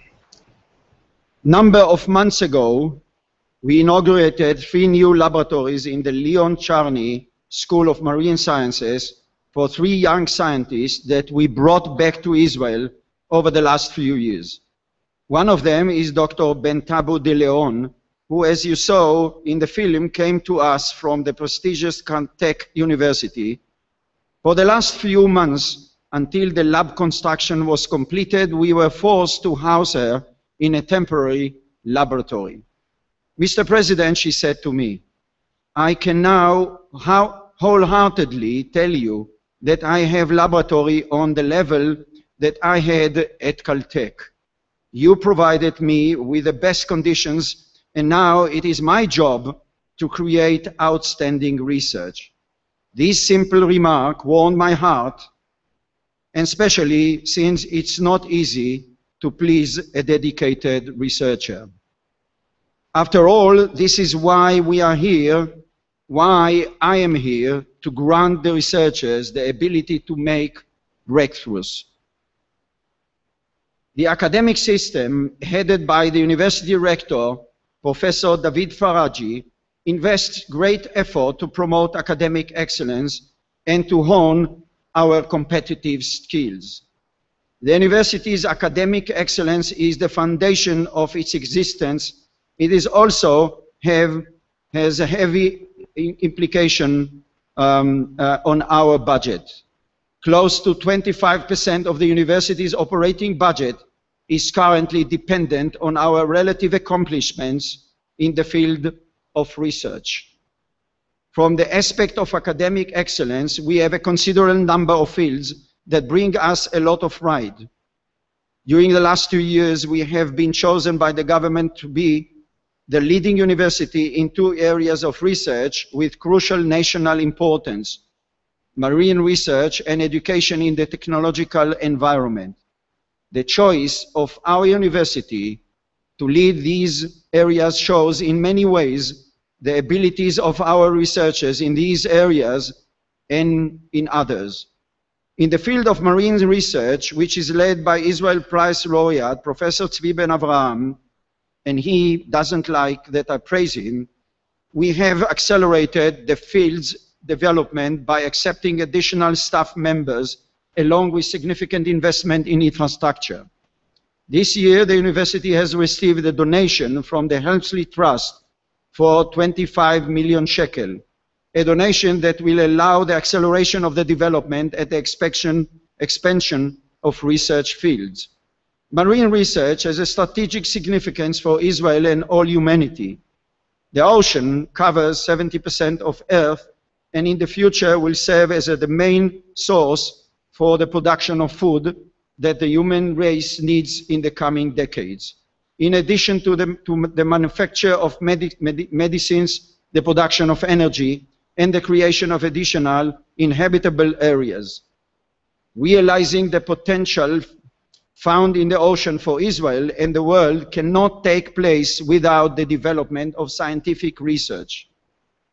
Today we know more about the space and the moon than we know about science taking place not far away from the continent's shores. The University of Haifa has taken upon itself to serve as the leading center in Israel and to be among the leaders in the world in this field. And I want to show you just 2 equipment that we are about to buy, just few of them, few of the others. You know, the one is called the ROV, which is support to bring sediments from the ground of the sea. The name, by the way, of Lord Smith is just a fake. You know, but we are. If someone of you wants his name on this vehicle, just approach me after my speech. And then this is, you know, another. Now this is a small submarine that should transmit ultra wave in order to explore the geological structure of the Dead Sea. And again, you know, approach me after this in the break. The technological developments place large challenges before us. Our Faculty of Education is addressing, among other things, real-life questions such as the role the teacher today in a world where every student can receive information at the push of the button over the internet.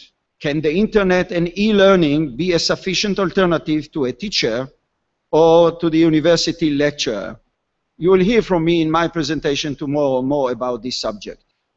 In addition to these fields and to others, the university continues to develop and offer a wide offering of academic programs such as the Ruderman Program for American Jewish Studies and the State of Israel that was inaugurated this year in the Faculty of Humanities, as was the International Graduate Program in the School of Political Science, in the Faculty of Social Sciences, the Natural Resources, and an Environmental Management Master's Degree Program and PhD studies in Information Management and Knowledge in the Faculty of Management. During last year, we began an important process whose goal is to measure and assess academic activities in the department according to predefined performance measures. This measuring process will help us immensely in the development of the university's next 5 years plan, which will begin its implementation next year. The plan will outline the university's future and will shape its image and character.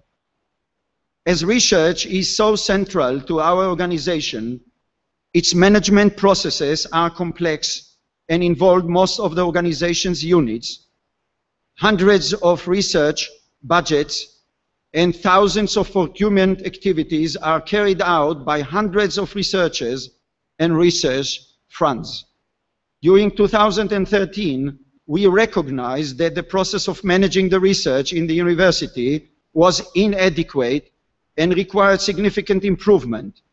The faults in the process have implications for the university research performance and financial income. And I want to underline, the fault is in the future and not in one department or in another department. It's a process that crosses all the university. We do not have some of the advantages that older universities have, and so we must develop and nurture our advantages as a younger and agile organization. Am I not an agile, although I missed my gym today? In order to carry out a thorough examination of the process, I appointed a committee led by University CEO. The committee submitted its finding to the administration, whose goal was to simplify the research management process and gather the main parts of it under the research authority. By additional, the change will be accompanied by additional resource allocations to the research authority, changes in work processes, investing in computer infrastructure and others. The change process is targeted to end by the end of April 2015. As president of the university, I took full personal responsibility that this cross-organizational process will provide significant improvement. And I would like to express my appreciation to the CEO of the university, Baruch Marzan, to the VP and Dean of Research, Professor Michal Yerushalmi, to VP of Finance, Shuki Shai, and of course to the Rector, Professor David Faraji, for his support, and to Dr. Sharon Link, and all those who were involved in and contributed to the process. This is one of the deepest changes ever carried out in the university concerning such a central process, and I hope that it will soon enjoy, and we will soon enjoy its fruits in research results and in our academic excellence. Apart from changing the process of managing research in the university and following many discussions I held with faculty members, the need arose to receive more information, to be more updated and involved in the organization's development. This wish received support from the results of the survey we held in June 2013, and we will continue to carry out these surveys periodically. I welcome and see the involvement of the faculty members in positive light. I believe that an organization can only succeed if it maintains cooperation between all of its elements that comprises it. A large part of my time is invested in this topic. In 2012-2013, the scope of donations reaching the university increased by 15% compared to the previous year, what we call money in the bank. And we reached a record of $20.4 million. This year, we also made it our goal to increase the amount of donations by 15% and reach $23.4 million. After the first 7 months of the year, the donations have increased by 53% as compared to the same period from last year. But I must mention that I do not believe that will remain the annual growth, but I'm optimistic in our ability to meet our goal. I think that the acting VP, Rachel Kaverman, and her team deserve applaud, and of course, all our supporters. Over the last year, we focused much effort in raising funds for the construction of the Social Welfare and Health Sciences building, which is very important to the development of the Faculty of Social Welfare and Health Sciences as a whole, and for donations that will enable the continued development of the university's infrastructure. On this festival occasion, I am proud to announce that the University of Haifa will soon begin construction of a building for the Social Welfare and Health Sciences faculty.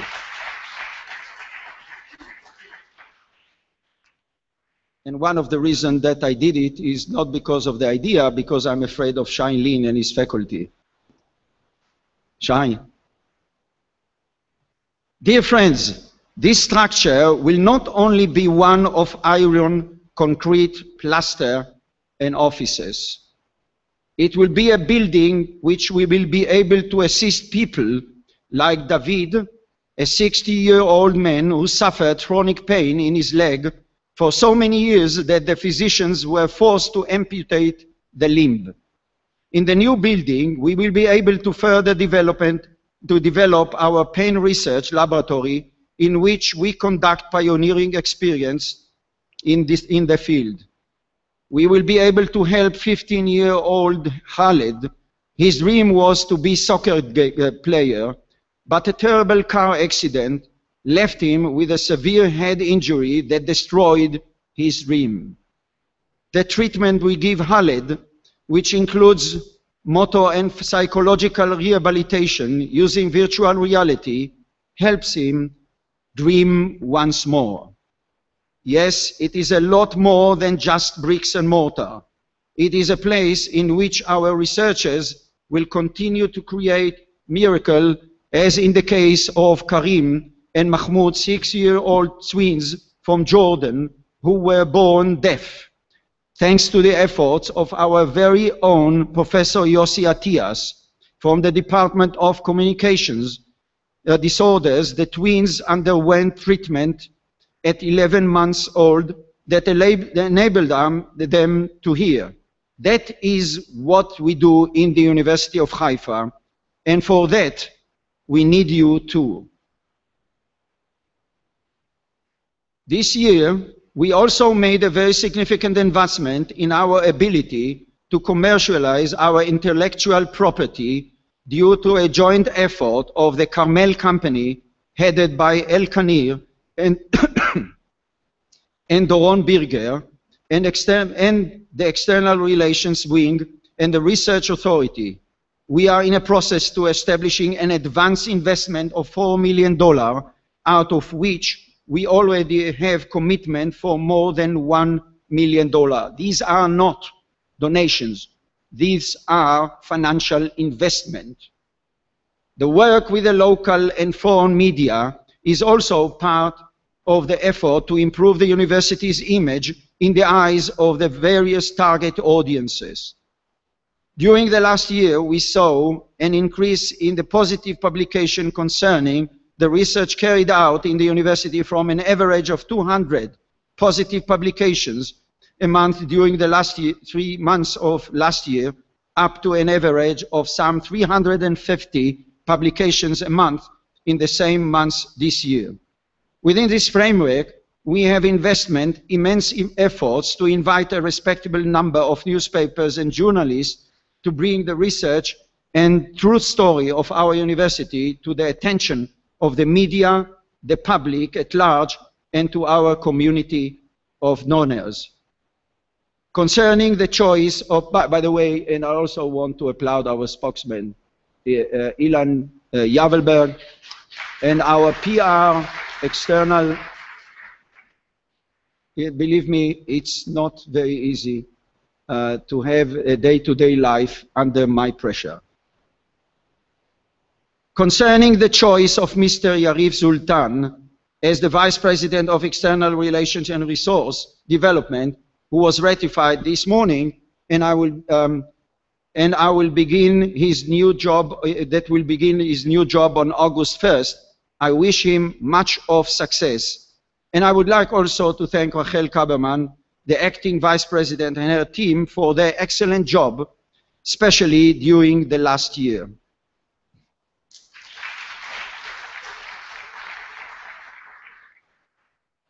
Along with the university's marketing effort to encourage registration, which generated all-time record in number of students this year, the PBC approved us, headed by Professor Manuel Trachtenberg, whom you heard in the morning, approved us an additional 200 students to the students' quota, for which we will receive compensation. This comes after the university's administration presented its plan to the committee's administration. The administration's effort with the Planning and Budgeting Committee to increase its support for the university are ongoing and will continue to do so. We also received for the committee 12 million shekels that, together with some very generous donations, enabled us the health and welfare building. The university invested a total sum of 69 million shekel in last year for physical development, and this year it is expected to increase to almost 81 million shekel. The university CEO will elaborate more on this subject tomorrow in the committees, including our future projects such as laboratories for the natural sciences, building for the law faculty, dormitories, and parking areas. In the near future, we will be faced with formidable challenges, and we must successfully cross them in order to ensure our survival and promote our academic excellence. Our goal is to establish our status as undisputed leaders and identified more in the areas where we have relative advantage. We cannot spread just even our resources. We have to focus where we think we have relative advantage. This is a huge challenge considering the competition we are facing for resources and budgets, and considering the economic climate that is prevalent in Israel and around the world. This is a formidable challenge, but also an exciting one. I believe we have the strength within us to successfully withstand it, even if we experience some ups and downs. Before I conclude, I would like to say a few words from my heart. This is my heart. Still pumping. A few words from my heart, as I said, in the course of my report. This is enough, yeah, it's my age. In the course of my report, I dealt with issues such as resources, budgets, building, processes, but then I asked myself, what is this story really about?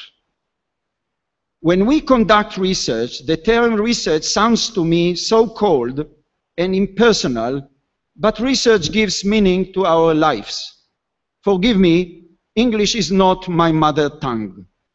The word scholarships also sounded me like a strange word, but some weeks ago I got a letter from Yael, one of our students. She wrote me, by virtue of the scholarship the university gave me, you helped me to realize my mission in life, educating youth in Israel and generating change in the lives of at-risk youth who are expelled from all other frameworks.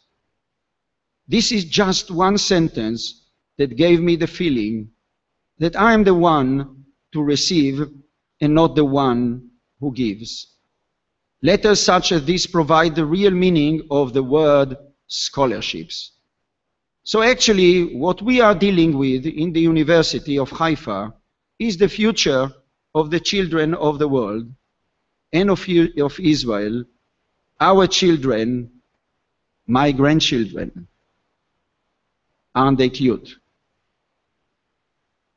So that they all may have chances for a better future and meaningful life for a better Israel. Thank you very much.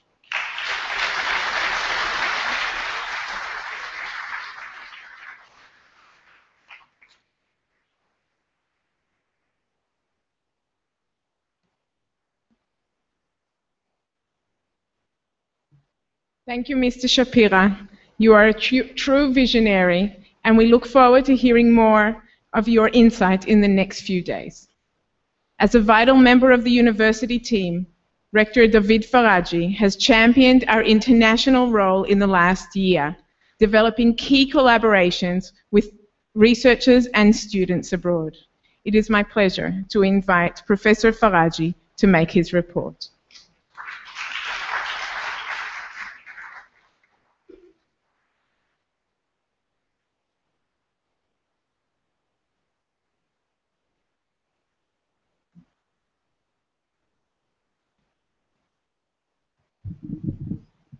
Good morning. May I add my warm welcome to the member of the Board of Governors, to the faculty and administration of the university who are here with us today, some new and many old friends. Like every year, I'll share with you today the latest development at our university, together with some of our future challenges. The University of Haifa has always stood for academic excellence and will continue to do so. Our commitment to excellence guides us in all that we do. This commitment is one we must uphold with confidence despite the fierce competition facing universities today. Indeed, competition for the best researchers, for the very best students, and for funding has increased and will continue to grow in the years to come. How can we overcome these challenges and do well in this competition? Only by excelling in everything we do. This requires increased effort in all of our activities. And indeed, we have been busy last year. Most importantly, we continue to strengthen our commitment to interdisciplinary research, curriculum excellence, international programs, and social responsibility. Last year, I presented to you the new organizational model we intend to implement in future years.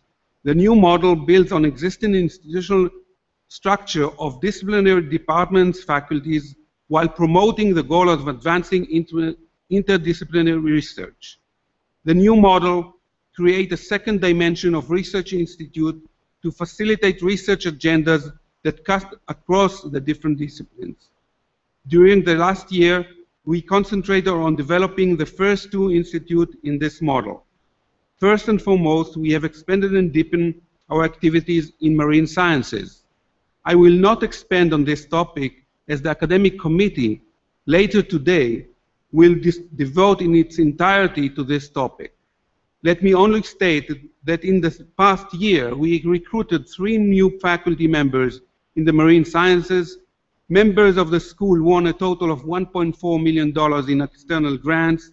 145 graduate students are enrolled in the school, together with 13 postdocs students from a variety of countries.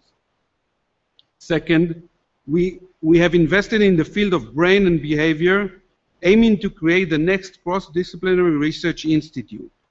This research focuses on the links between brain mechanisms and behavior and brings together researchers and students from different faculties, including social sciences, natural sciences, education, and the Faculty of Social Welfare and Health Sciences.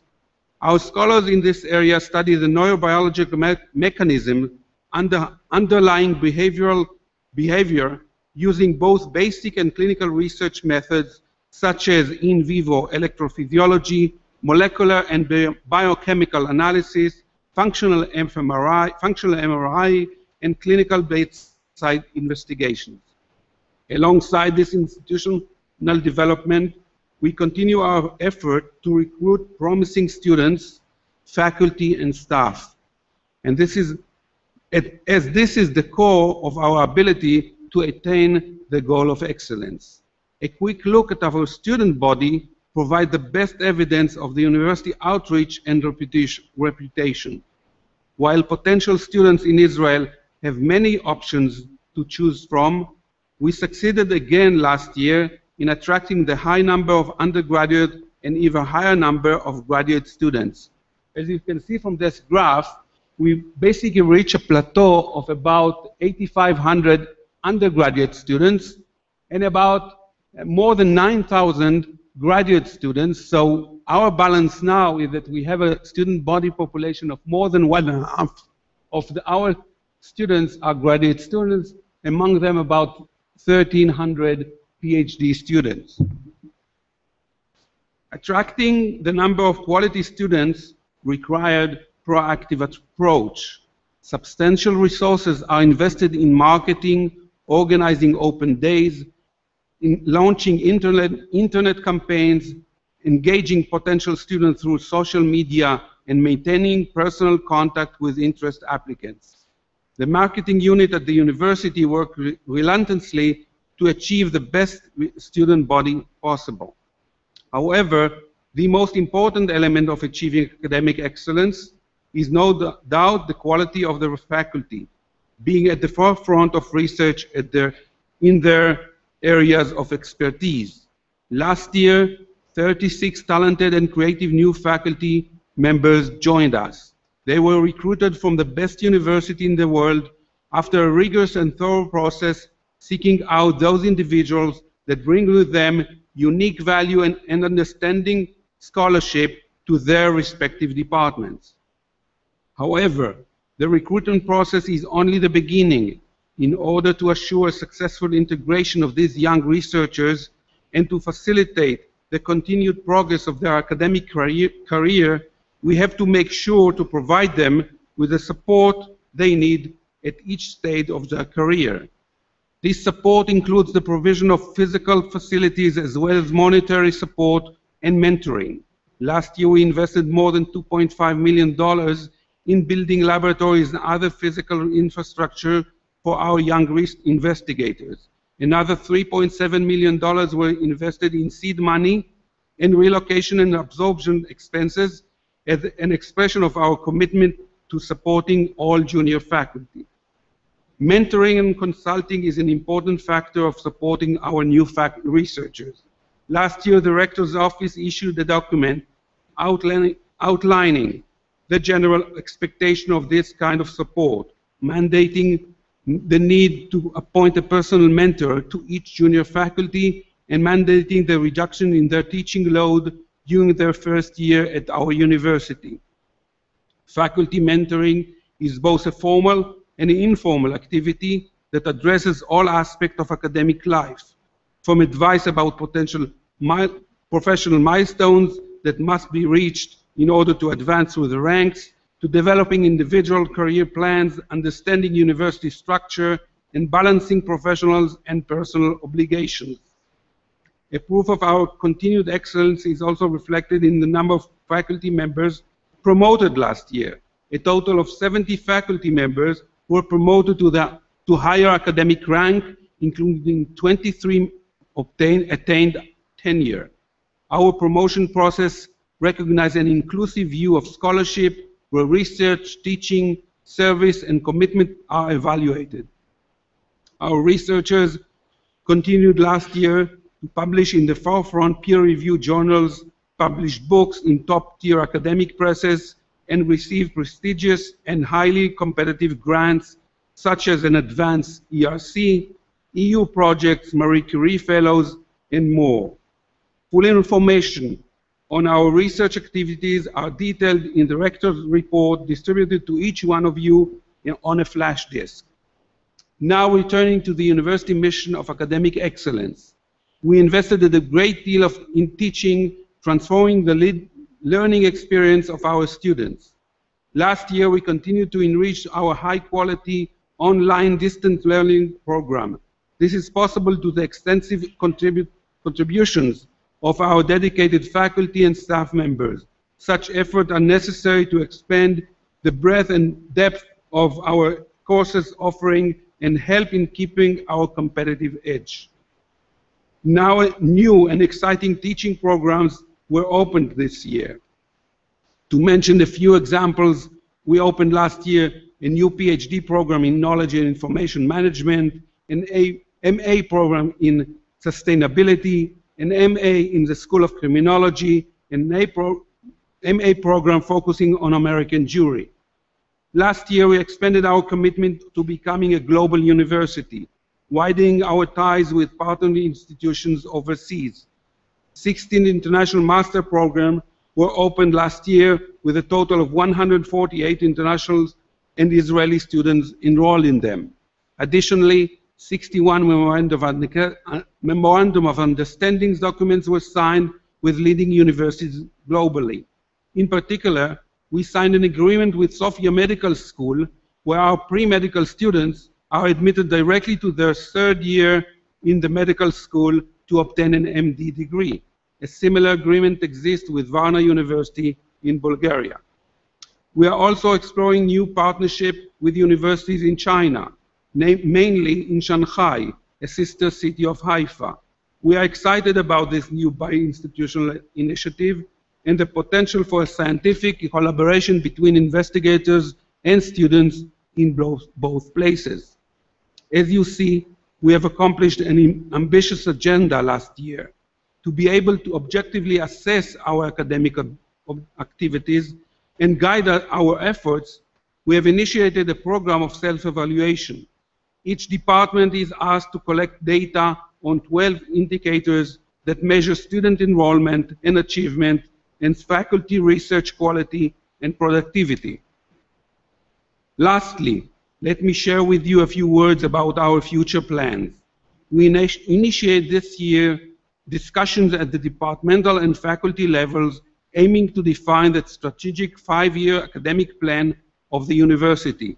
This 5-year plan will be submitted to the Council of Higher Education by the end of next year. Each department needs to build on its current strengths while introducing new and innovating programs considering the new direction of their scientific discipline.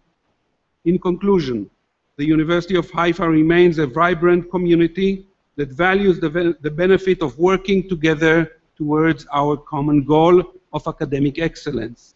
In an environment of fierce competition on resources and on the best student and faculty, it is crucial that we keep thinking forward, strengthening the university both within by continuing to recruit excellent young faculty and promising students, as well as opening doors and facilitating collaborations across disciplines and with international universities.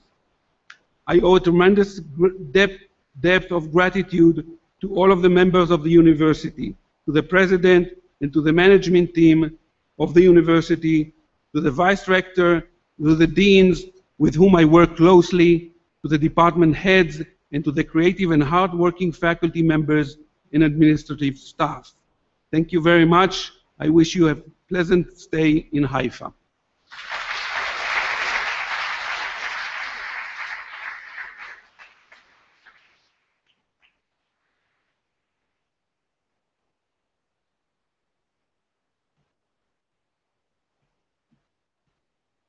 Thank you, Professor Faraji, for your presentation on how much we are achieving in the academic world. It was enlightening.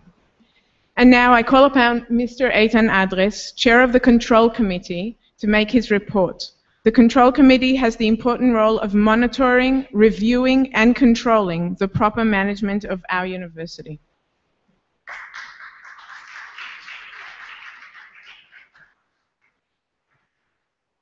Thank you, Dana.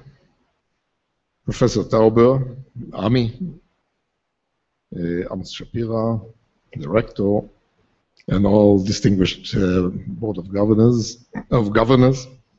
I'm honored to present to you the annual report of the Control Committee.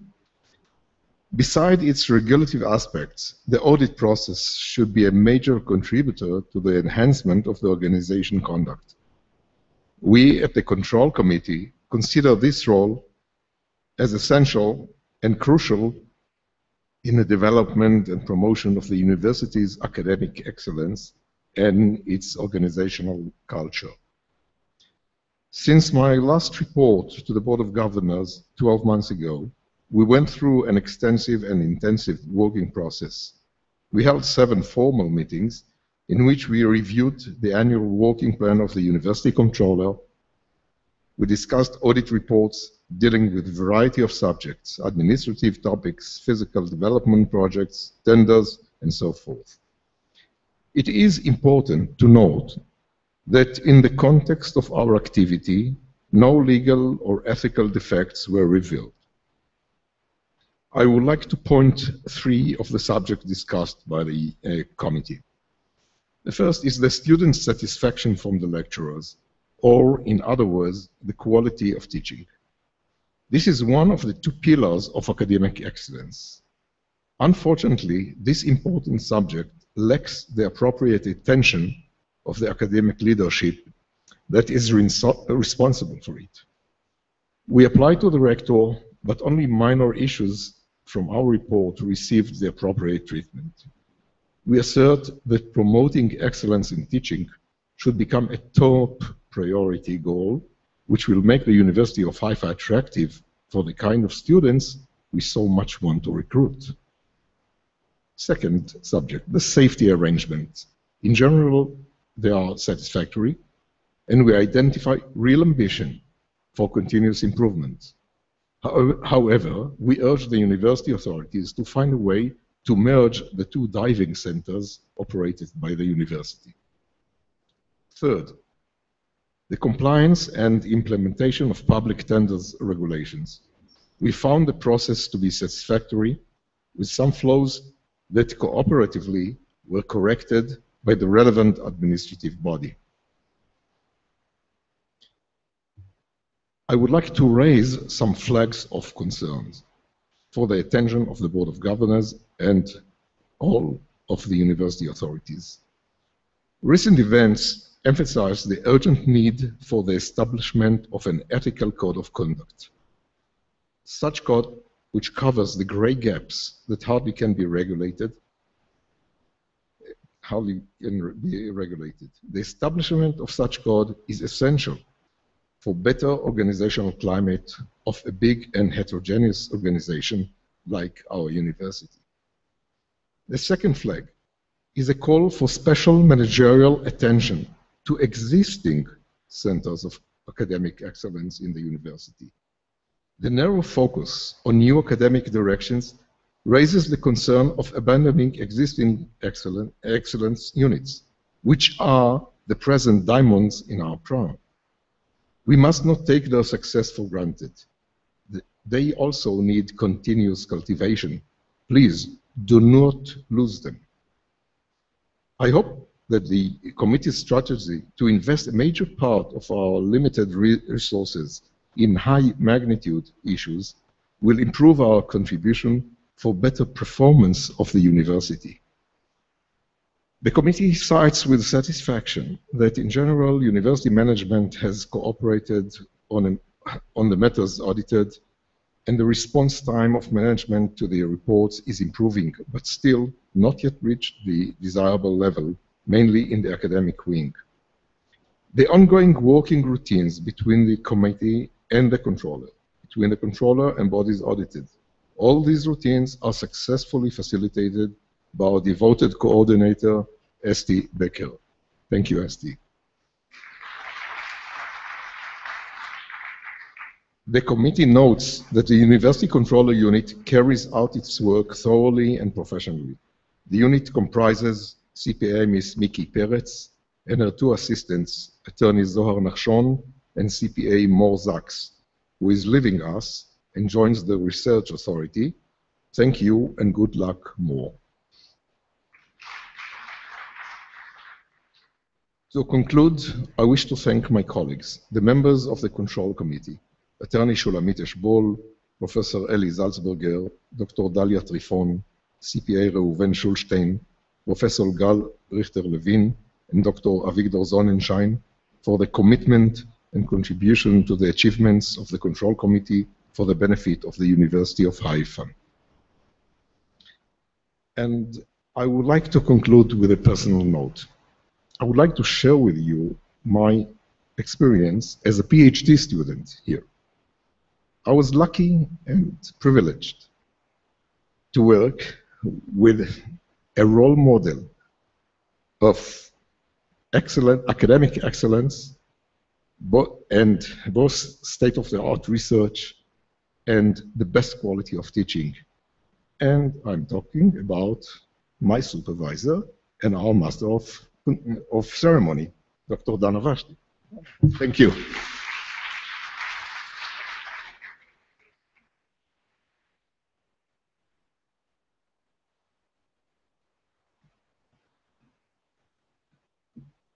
Thank you, Mr. Adres, for explaining just how crucial the committee has been in the last year. In fact, thank you all. For those of you who have participated today, it's been fascinating to see how much the university has progressed in the last year. I hope we have given you a taste for more as we launch into the exciting program during the next few days. With this, we conclude the opening plenary session of the 42nd meeting of the Board of Governors. Please stay for the Student Affairs Committee, which will start now. After that, you are invited to join us on floor 700 of the main building for a celebration of the Faculty of Education's 40th anniversary, followed by lunch. Thank you all very much.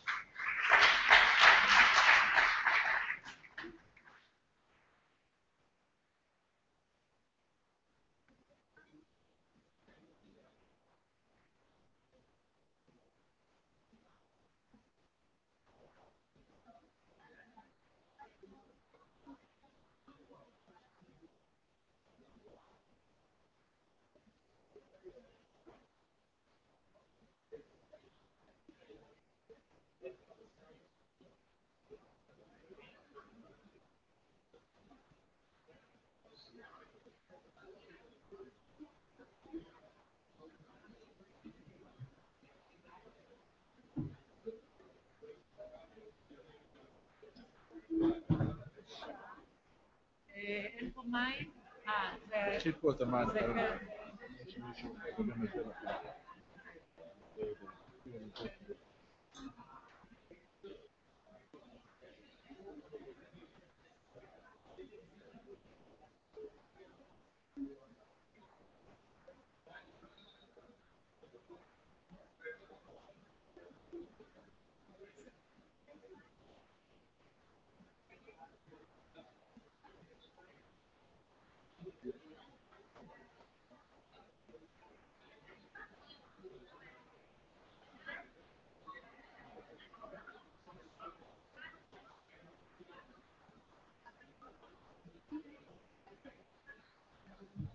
Ladies and gentlemen, I've been asked to remind everybody that we don't actually have a break now. We're going to move directly into the meeting of the Student Affairs Committee.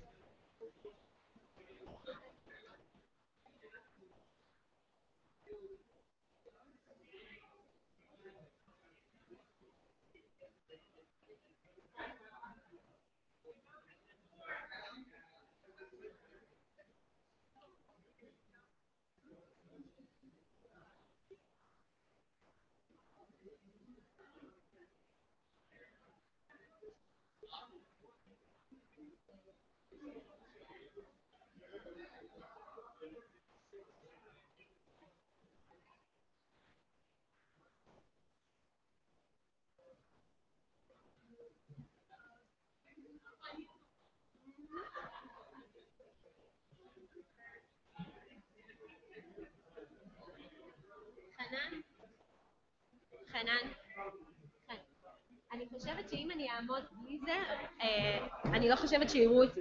אז ביקשנו את זה, אבל אני לא רוצה שזה יפריע לך. אז איך נעשה את זה? נניח את זה בצד ונזיז את זה שאני אבוא?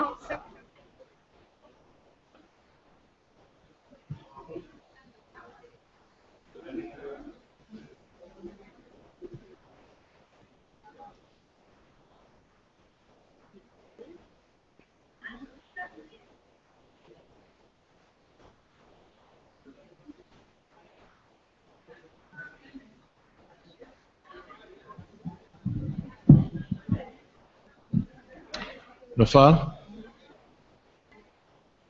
Ladies and gentlemen, we're under strict orders to try and keep time. We're supposed to start at 12:15. My clock says 12:10. So we're going to give another couple of minutes for people to settle themselves down, and then we'll get started.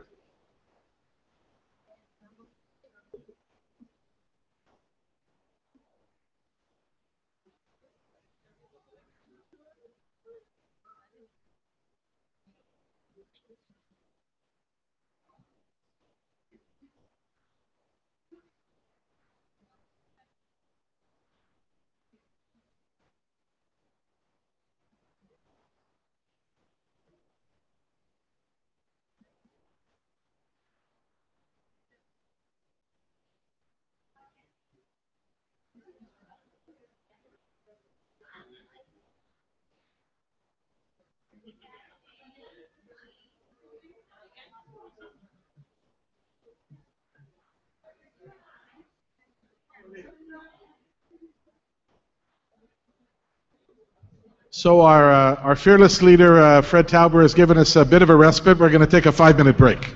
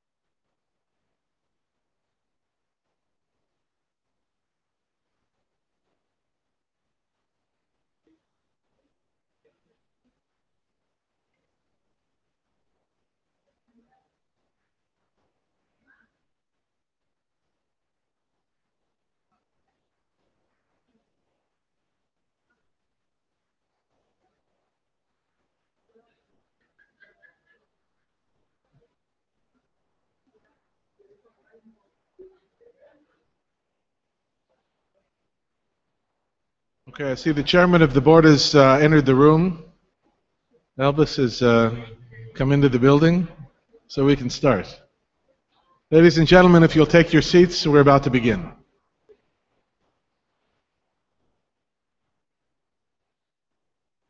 Nofar, Osnat.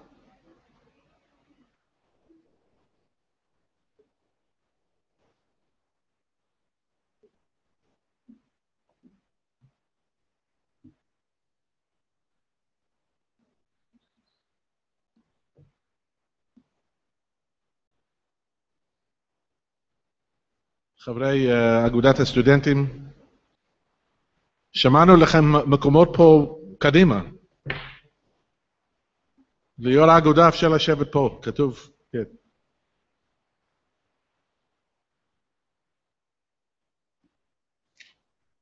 Ladies and gentlemen, thank you for joining us for the Student Affairs Committee meeting.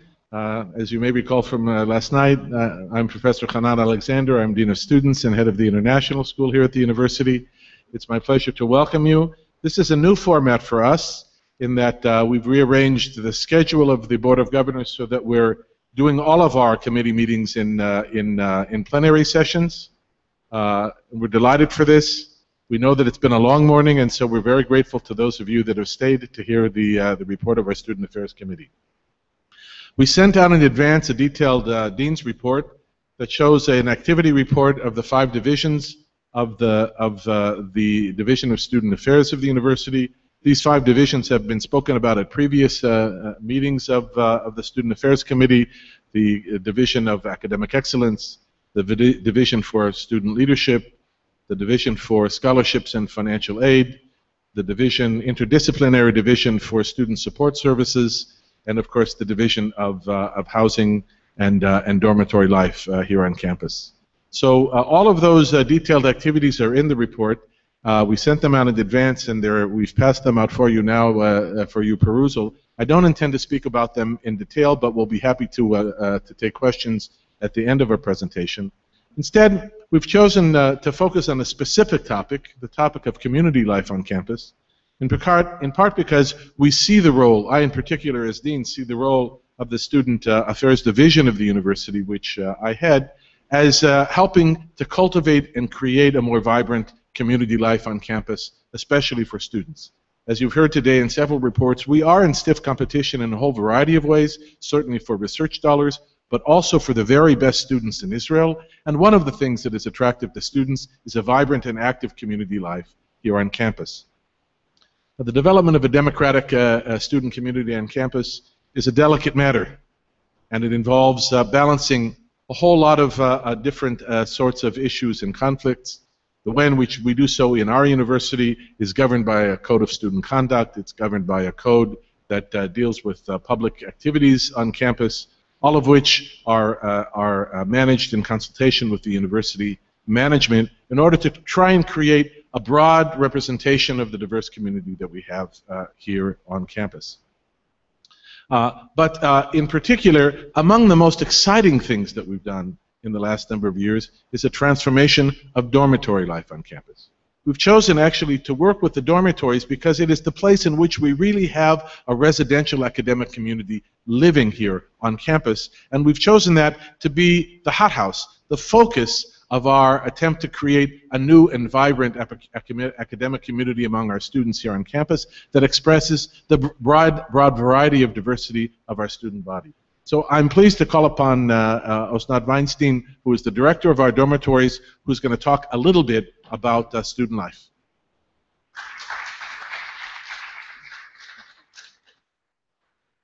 Thank you, Hanan. Shalom, everyone. Well, my name is Osnat Weinstein, and I'm the director of the University of Haifa dormitories. The dorms house 1,100 residents who represent a cross-section of Israeli society. We have Jews, Muslims, Christians, Druze and Circassian, religious and secular, soldiers and civilians, new immigrants and veterans. The dorm residents also include 150 international students and researchers from over 40 countries around the world. As the Dean mentioned, during the last 2 years, our goal has been to improve residential community life from the social and cultural aspect. As part of this goal, we wanted to expand the meeting points between the diverse population of students who live in the dorms to create an environment supportive of the Israeli mosaic among the residents and welcome students and researchers from abroad. In order to achieve this goal, we recruited 5 social coordinators, Tamer, Shira, Zehavit, Einav, and Amir. These are students who live in the dorms and receive a yearly scholarship for their activity. Working in cooperation with the student union and the staff of the international school, our social coordinators organize social events, sports contests, parties, movie nights, lectures, volunteers activities, Kabbalat Shabbat celebration, and commemoration of other religious events such as Hanukkah, Christmas, Eid al-Adha, and more. This year, we have also opened a pub, U-Bar, run by a resident of the dorms and master student in the Faculty of Law. This is also the 2nd year in which we collaborated with the Unit for Social Leadership in order to promote a Jewish Arab Community Leadership Program. This program includes 30 Jewish and Arab students who aim together with the social coordinators to create unique, sharing, and diverse activities for the various population of the university.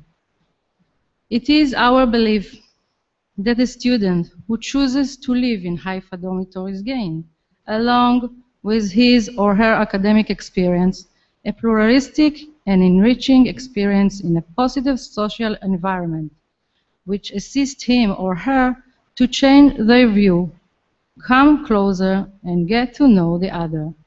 In this way, our students become ambassadors of a goodwill, encouraging others to study at the University of Haifa and enjoy dormitory life.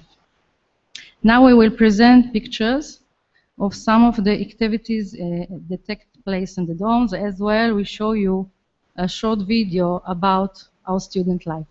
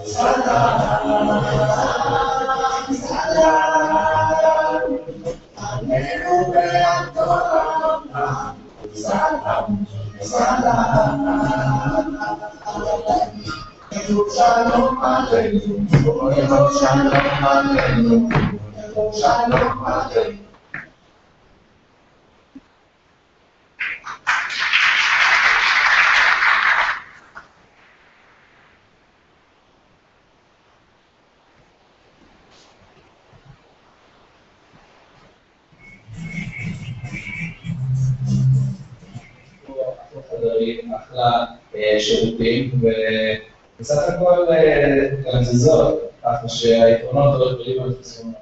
איך האווירה הלימודית בקורונה? כולם מאוד רציניים, אנשים מאוד רציניים בלימודים שלהם ובהשאר הזמן של הלימודים, אבל יש לנו את הזמן הפעמים האלה לנצל את הלימודים שלנו ולעשות משהו שאנחנו רוצים. מה הסיבות האלה? יש ערבי סרט לפעמים, יש מסיבות לפעמים, אבל בעיקר יש את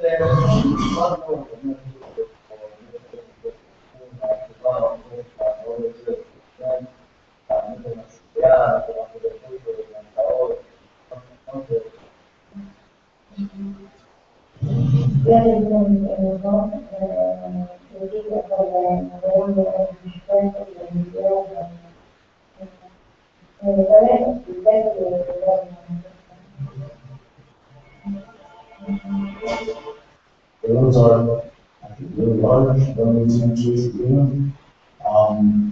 Experiencing with a lot of positive ways. A bathroom is a lot of fun, so far the results it's not bad. But what I want to feel.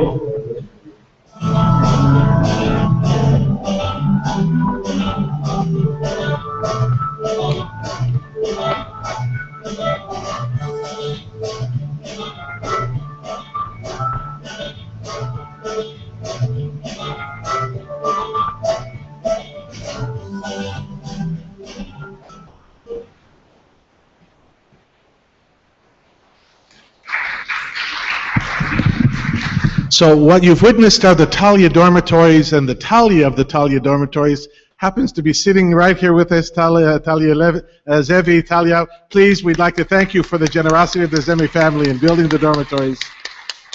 But we're not done, because we only have 1,100 beds, and we have 18,000 students.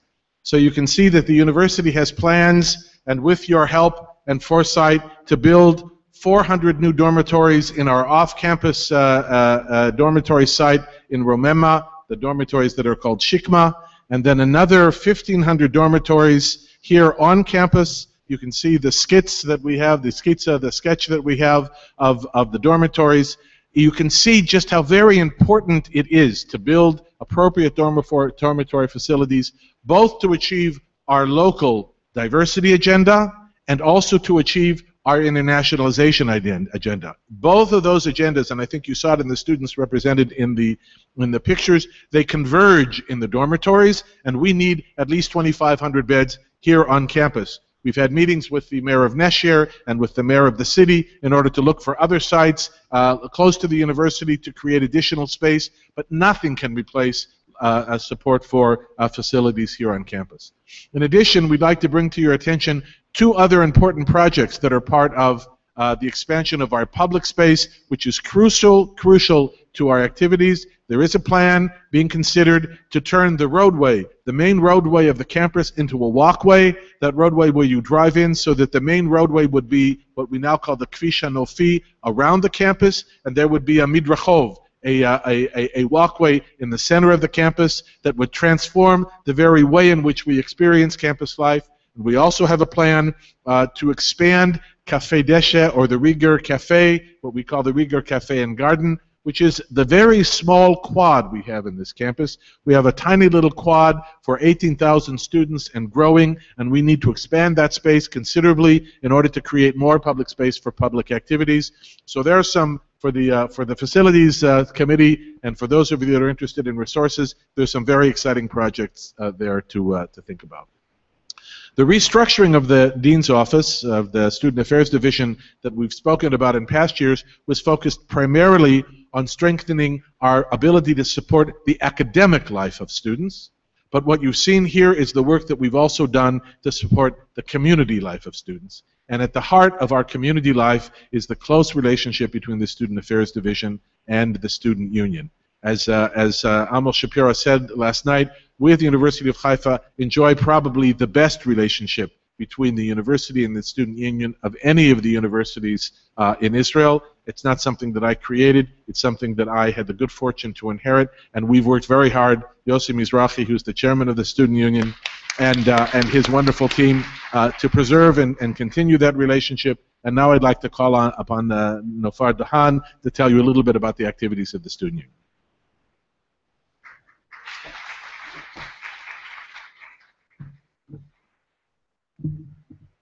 Now you can see me. Hello everyone, my name is Nofar Dahan and I am the CEO of the Student Union at the University of Haifa. The Student Union is a non-profit organization and it is the official body representing the university students at all levels and in front of all university officials. The Student Union works in order to help the students at the University of Haifa in different aspects of their private and student life. The structure of the union includes the Union Council, which obtained 40 appointed delegates chosen by the students in official elections. The Union Executive Board, along with the head of departments and coordinators, whom all work on a day-to-day basis in order to initiate and carry out all the activities for the improvement of the student life. The main goal of these activities is to strengthen the community life on campus. To do so, we initiated and promoted the Campus Sport, an enrichment center which provides the students with a variety of activities between classes and after them. We also have different team parties for the students and a series of lections in diverse subjects that allow the different students to come together and be exposed to subjects they don't have on the curriculum. Every Wednesday, there is a cultural activity during a long break in the center lawn at Rieger Cafe. During that break, we strive to bring the best performers, give stage to important issues on the agenda, and enable students to engage in an uninhibited multicultural meeting. All these activities and more allow students to stay on campus and become involved in the community life. Our work working side by side with the Students' Affairs Division is to improve and reinforce that community life. In order to do so, there are a few projects we would like to advance. First, we have the On Your Honor Cafe project. Students generally cannot work full-time job because their studies are too demanding. As a result, they are often short of funds and may have trouble covering the daily expenses. There are a lot of cafeterias on campus that sell a wide variety of foods and drinks, but students sometimes must put in a long day at the university, and not all of them can afford to buy more than a single cup of coffee a day, if even that. The On Your Honor Cafe seeks to provide a cheap way to purchase hot beverages on campus. The unmanned cafes located around the campus will have all the necessary equipment and products to make a hot drink, with students encouraged to pay 2 shekels for their coffee, if they can afford it. The project increases equality among all students, allowing each student to pay what he or she can afford. Next, we have the housing project. The demand from students for cheap, accessible housing solutions is enormous. While unfortunately, the solution of dormitories will take long years to implement, that is why we would like to advance this project as a temporary one due to the students' distress for affordable housing solutions. The idea is based on an amazing project we launched this year in conjunction with the city of Nashville. Participants in the project receive an apartment in Nashville, around 3 kilometers from the university, at a price, subsidized rent, of 200 shekels a month, along with a 4,000 scholarships per year. In return, the students do 4 hours a week of community volunteer work in the city. We see this as a viable interim solution that brings benefit both to the students and to the communities in which they live. Yet another project is the Student Lounge. The Student Lounge offers students a place to take a quiet break or have some fun during the day. The lounge has couches, computers, TVs, a pool table, and air hockey. Today there is only one lounge in the Hatter Student Building for the university's 18,000 students.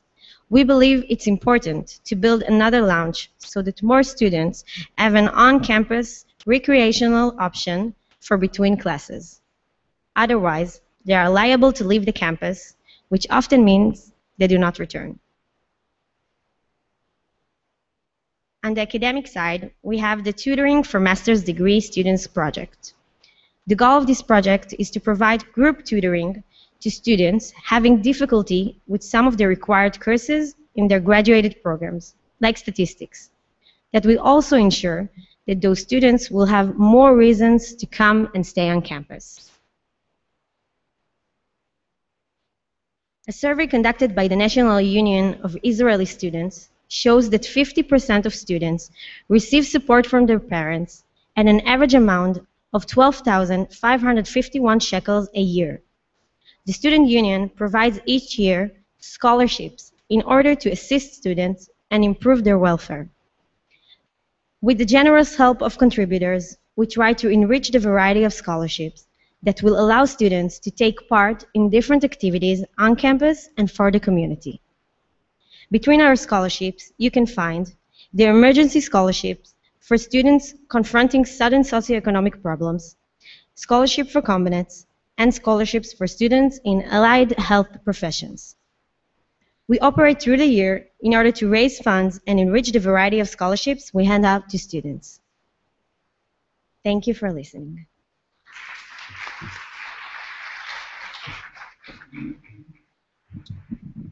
I see here some of the key staff of the Student Affairs Division, my colleague and partner in crime, Micha Rav, who helped us to prepare these and really is the lifeblood of the Student Affairs Division. Chaim Kaplan, who's the head of our new student interdisciplinary unit, who has been the head of our psychological services for many years. Orly Amar, who is here, who handles our scholarship and financial aid, and other members of the student staff. Please join me in thanking them all for their important work. That concludes our formal presentation, and based on the material that we've provided and the issues we've put before you, we'd be happy for any comments or questions We've been asked to encourage the opportunity for dialogue and discussion in our committees. So we've tried to focus our presentation to a clear, narrow focus, but we'd be happy to welcome questions on any of the material we passed out or any other issues that you'd like to bring to our attention. Yes, please.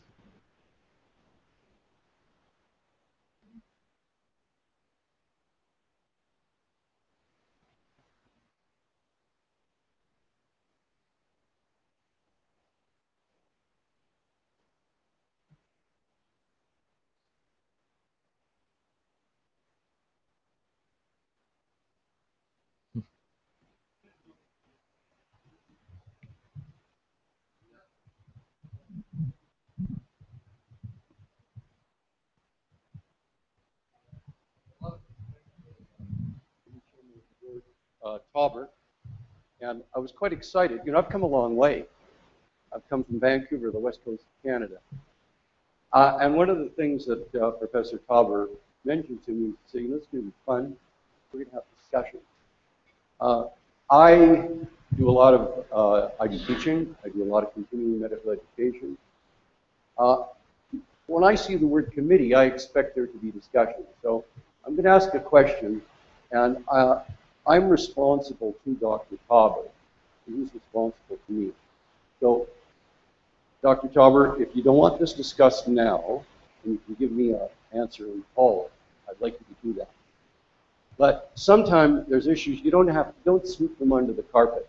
This was much too structured. To me, it was like you were in Canada, you were stick handling around, you didn't want something discussed. Something happened last night, and I'd like to know how Nakba Day was handled on campus. And, you know, I heard President Shapira rightly say that we are university and, you know, put all the cards on the table. I'm kind of a politically right-wing guy, so I'm not trying to light a fire on a Kindle. But I think as this is a committee, and I'm a Board of Governor guy, we've got to go back to North America, and people have answers. How was Nakba Day celebrated? I want to thank you for the question. We had no intention to sweep anything under the carpet. What we intention was trying to focus our issues and what we had to talk about, but there's every reason why you should want to ask such a question. In order to answer, let me give you a little bit of context. In order to participate in activities on campus, there are three ways in which things happen on our campus. One kind of activity are academic activities, which are under the aegis of the rector and the deans and the various faculties. The second form of activity is governed by the student union, which reports on a regular basis to the dean's office what their activities are, but doesn't require an ongoing approval of those activities. There's a monitoring and an ongoing relationship with them. And then there's the possibility of applying to have a license to do other activities on campus, and there are about 10, you could call them clubs or political parties, or in Hebrew they're called ta'im, which means cells, which is not a biological cell, but a kind of a community organization kind of cell, of which there are a number of organizations that are connected to political parties off of campus. And they submit on a regular basis requests to do activities on campus through what we call the Takanon Pi'ilut Tziburit, which is the bylaws or the code of public activities on campus, which has been approved by the Academic Senate and made its way also through Israeli courts. And in that framework, we have approved in the course of the year about 85 activities, more than 50% of which were from various Arab groups that were interested in having activities on campus. Among those 85 activities, 6 were proposed this year to commemorate the Nakba Day on campus. 3 by Jewish groups who had some critique of the term Nakba on campus, 3 by Arab groups who sought to advance a Palestinian narrative of the Nakba Day. I, as Dean of Students, who am responsible according to this code of behavior in consultation with the university management, I'm the one that's on the hot seat to approve these activities. I approved 5 of the 6 activities. One activity I didn't approve. That was an activity that was proposed by 2 groups, the Chadash and Bnei Hakfar, which are two Arab, you could call them political parties or cultural parties. And that activity wasn't approved for the simple reason that they invited as their keynote speaker a man by the name of Mohammed Knane, who has been identified by the courts, by the police, has been convicted, is a convicted felon, served in prison, as a person that is very likely to promote violent activity on campus. We're not the only university campus in Israel that didn't allow him to come and speak. He was also invited to Tel Aviv University. Tel Aviv also didn't allow him on campus. And so we didn't allow that person on campus, and so we didn't allow the activity. I should say a word about this. As a matter of law, if there's an activity proposed, I actually am not supposed to get involved and say you can do this and you can do that. I'm allowed to either approve or not approve the activity. Students, however, know me very well, and in many, many instances when I say no, they come back to me and say, okay, Hanan, so what's yes? We know that there's something you don't like. What is it that we can do? And this happens all the time. And in fact, I'd say 99% of the times I say no, the students come back to me and ask, okay, what yes? And we engage in some sort of informal negotiation until we reach an agreement as to what can happen. That's not what happened in this case. As in fact, I sent Ravit Nachtomi, who is my partner in crime. She's the one that has to manage this from the Student Affairs Division. I asked her in particular to inquire of these students, would they be interested in talking to me? It was quite clear in this instance that that was not the case. And what became clear quite soon thereafter was that there was an intention to invite this individual to campus in all events and to a stage in an inappropriate place that was not approved, the same event that was not approved in place. In other words, the students egregiously violated the Code of Student Conduct. They broke the rules. It's really just that simple. There was a very tense activity that did take place on campus. The police were invited. When we invited the police, it was for the simple reason because we thought this guy could cause violence. They did, in fact, catch him. They detained this individual at the local police station just up the road in Usfia. And the event took place on campus, otherwise peacefully. I mean, there was some tension, to be sure, but we didn't intervene into the event because we thought to disperse the event could become difficult and ugly, so we didn't do so. We allowed the event to transpire, and then after it was over, the appropriate mechanism in the university is a student code of conduct, and so the security division of the university issued to these students through the student contact a complaint to the Student Conduct Committee, and they will be called before the Student Conduct Committee next week. And there will be, according to the rules of governance of Israeli universities, some sort of procedure in which will be determined the punishment for these students. Along the way, it was determined that two of the student leaders that brought about this egregious violation of the Code of Student Conduct should also be temporarily suspended from campus, and they were temporarily suspended. We spent a morning in court and reached a compromise with the judge where they can come back. They can come back to this week. Actually, they've come back to their studies, but they're not allowed to engage in any public activity. And so far, they've agreed to follow the agreement that they followed the agreement that they made before the court last week. So the bottom line is, of those activities, 5 of the 6 were approved. 1 wasn't approved because it simply was an inappropriate activity to happen on campus. And in fact, we're not the only Israeli university not to approve it. Another Israeli university did so as well. The Tah Hadash, the political party, which also has voice in the Knesset and so on, has chosen to make this a cause celeb for their own purposes. They've had off our campus here, they've had a demonstration. They had a demonstration last night, as Professor Tauber, I thought, quite rightly articulated. Those demonstrations also, they reflect the vibrancy of our democracy, and people had the opportunity to express themselves, and they expressed themselves in that way. So I hope that answers your question.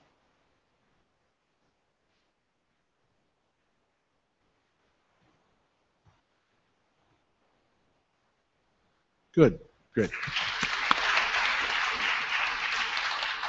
Other questions, comments? I agree absolutely that we want to have discussion. That's why we actually, it may have seemed like it was a little bit programmed. We cut the presentation short so people could ask questions. Yes, please.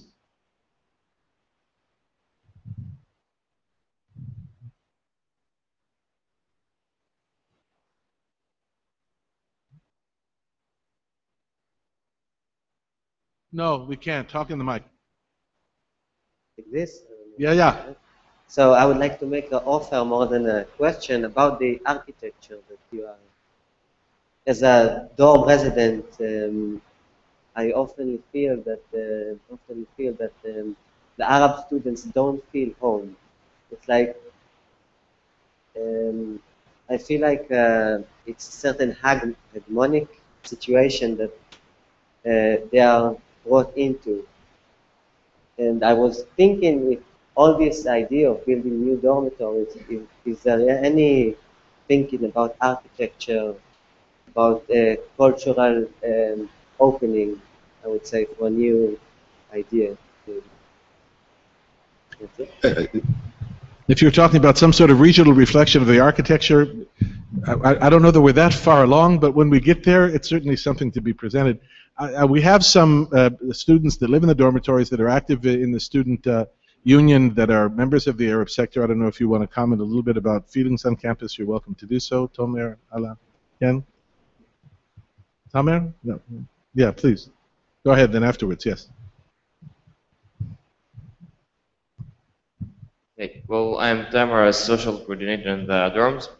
I can say from my point of view that this is my second year as a social coordinator. We've been doing many activities for the social life in the campus, and give an example for a Christmas party that we brought the Arab stand-up-ist for the Christmas party. After that, we had a DJ, and we celebrate all the holidays, all the people, like we go out together, and all the campus life, we try as much to mix everyone together, even though through the competition that we do, when everyone is cooking together or everyone is competing with each other, somehow things like put everything aside and we are living all with each other. Okay, I see that Sir Morris has a question, and then I saw another student wanted to comment. Yes.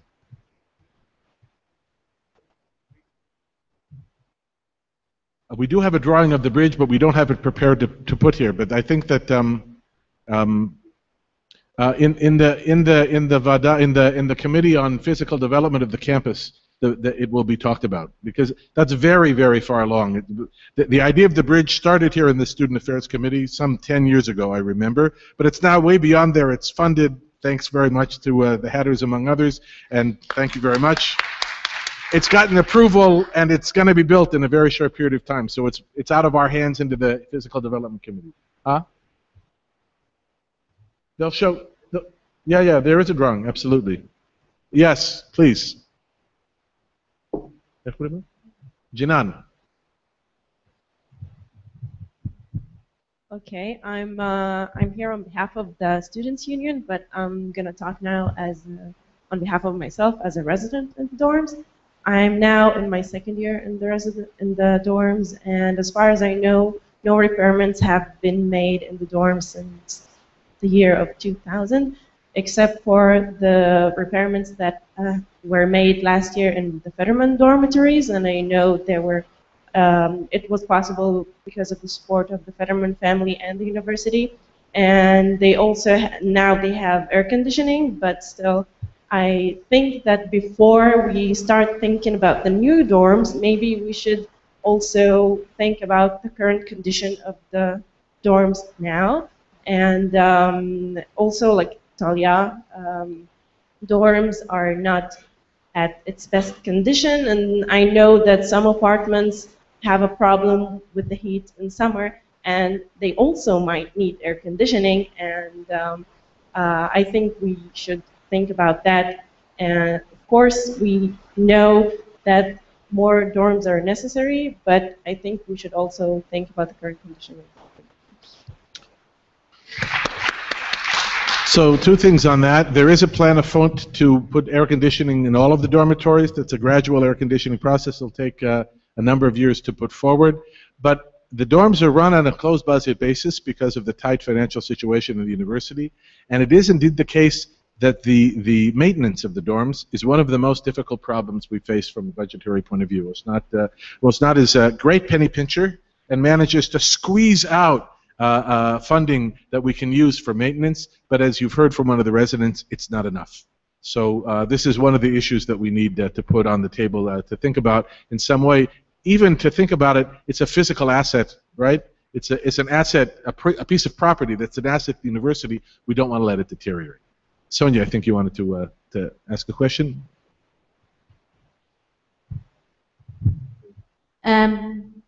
This is loud. Maybe you or somebody from the student union could enlighten me. This is a question that I've asked already a few years ago, and I don't know what the status is now. As I understand, there is the student union, and part of the Arab students at university are participating in that student union, but then another part has another student union. And maybe somebody could enlighten me. We have about a quarter of student population is Arab students. So how many of those are in the general student union? Do they participate there? Are they also appointed to some positions or elected? And how high is the percentage of a separate student union? And why is the situation like this? And do the two student unions communicate? Because sometimes we get project applications from the student union, but never from the other student union. So I'll start answering that question, and then I don't know if Nafar or Yossi want to join in. So from the university's point of view, there's only one student union. That's the student union, which is the duly elected representative of the student body to the campus. It is a system of elections that's classic in Israel. It's a winner-take-all situation, and it's the representatives to the student council are done by Chug, by department. So there are representatives that are elected. Sometimes they have difficulty competing, and we have had extensive conversations with the student union about how to expand Arab representation within the student government. There is no separate student union. There are a number of a second Arab student union. There are a number of parties, Hadash, Bnei Akfar, Ikra, Balad, that participate. For a short period of time in my tenure, they came together for a common, they called it Vadat Studentim Aravim, a student Arab committee. That committee has not actually been very active in the last year and a half. They had a very, very effective chairman who we love to work with, and he actually represented their interests very well. When he stepped down, they haven't elected somebody to replace him, so we tend to work with the Arab parties separately. But one of the things that the student union has done very effectively is to initiate a Department of Minority Affairs. Allah is here, who's the head of that Department of Minority Affairs, that has taken upon itself a whole host of responsibilities from within the student union to serve the Arabic-speaking population of students, including translating all the kinds of stuff you saw in the presentation last night about folders and things that are given to students in Hebrew. The student union also offers the same set of student services to students in Arabic. Nafar, do you want to say more about that? No.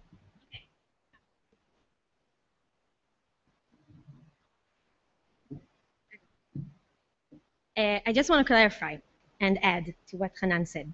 The student union is the only representative body of students in the University of Haifa. I want to say, besides my job as the CEO of the student union, I'm also the representative of social work. As a student, I was chosen to be the representative. I have 40% students that are Arabics, and as a representative, I do my job and I offer my services to all students. That's what we all do. We don't discriminate between students, and we offer our services to all students whatsoever. We even try to do specific services to the Arab students, but we make sure that everyone could have the community life together. This is one of, I think, our top priorities as student representatives and as a student union at all.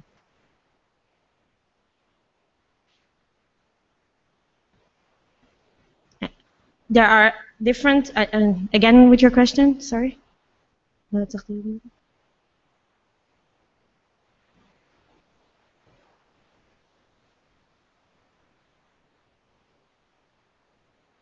There is no other organization that's representing the students but the student union. There are, like Hanan said, cells. That's the, it's Ta'im. This is the Hebrew word that they are trying to elect to the student union.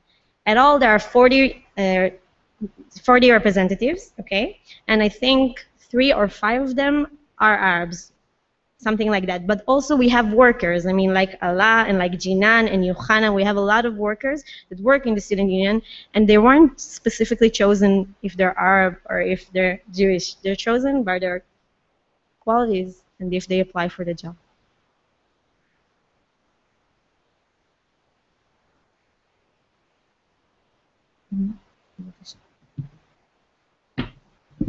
So the answer to that question is there is talk about it here, but the student union is an independent organization that functions according to its own constitution.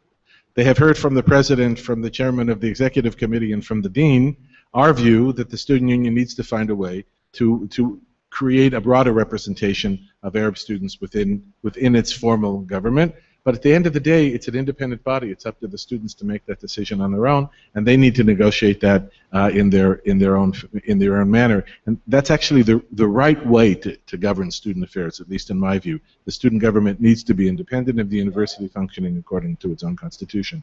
But you might want to have a conversation with Yossi Mizrahi afterwards and share your views about that. Yossi and I have had long conversations about this, and I'm sure he'd be happy to share with you what he has in mind. Amos, did you want to comment about something before? No? Ken, Eli. Eli Salzberger from the law faculty. I want to go back to the freedom of expression on campus issue, which I think is a key issue, especially for a university that really puts the Israeli mosaic as a value in its own. I think that the record of the university in the past year regarding allowing freedom of speech on campus is not satisfactory.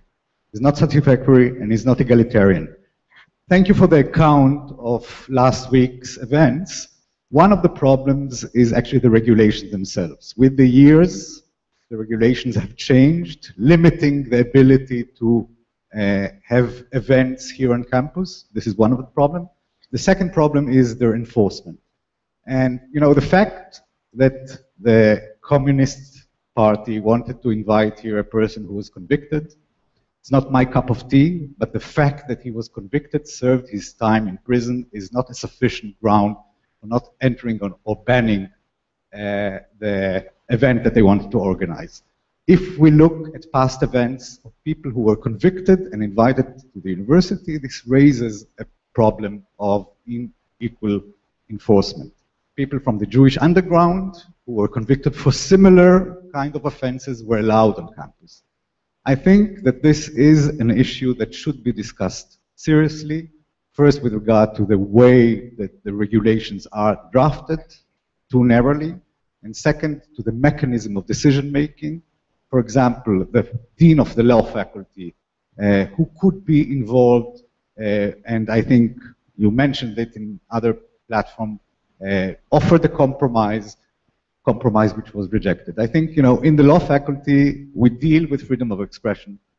Restricting freedom of expression is allowed when there is a near certainty test, chances that there will be public outrage or a danger to public security. I don't think that if a court would have examined the decisions of the university, they would have been approved as meeting this test. And I think that this is something that we cannot really shuffle under the rug, and it should be discussed in the forums of the university, the executive board, and the Senate with regard to the actual regulations that, as I said, have been limiting freedom of expression dates-wise and all kinds of emergency powers. And I think that this has to be on the table of the various institutions, decision-making institutions of the university. Thanks. Thanks, Ali, for raising that issue. I think it's a very important issue for us to discuss here on campus. As to the particular events that took place, I have to say that I am not in agreement with your assessment of what went on as the person that was actually sitting in the chair that had to make the decision along with the university management. The reason why Kanana wasn't allowed on campus wasn't only because he was a convicted felon. The reason why we did not allow him onto our campus, as the Tel Aviv University didn't allow him onto their campus, was because we were warned specifically by the police force and by the security forces that he was potentially a dangerous element who could in fact incite violence on our campus. That was the main reason. As the person who is responsible for keeping the peace on campus, it seems to me that any other decision other than to deny that person access to campus would simply be irresponsible. That decision simply had nothing to do with free expression.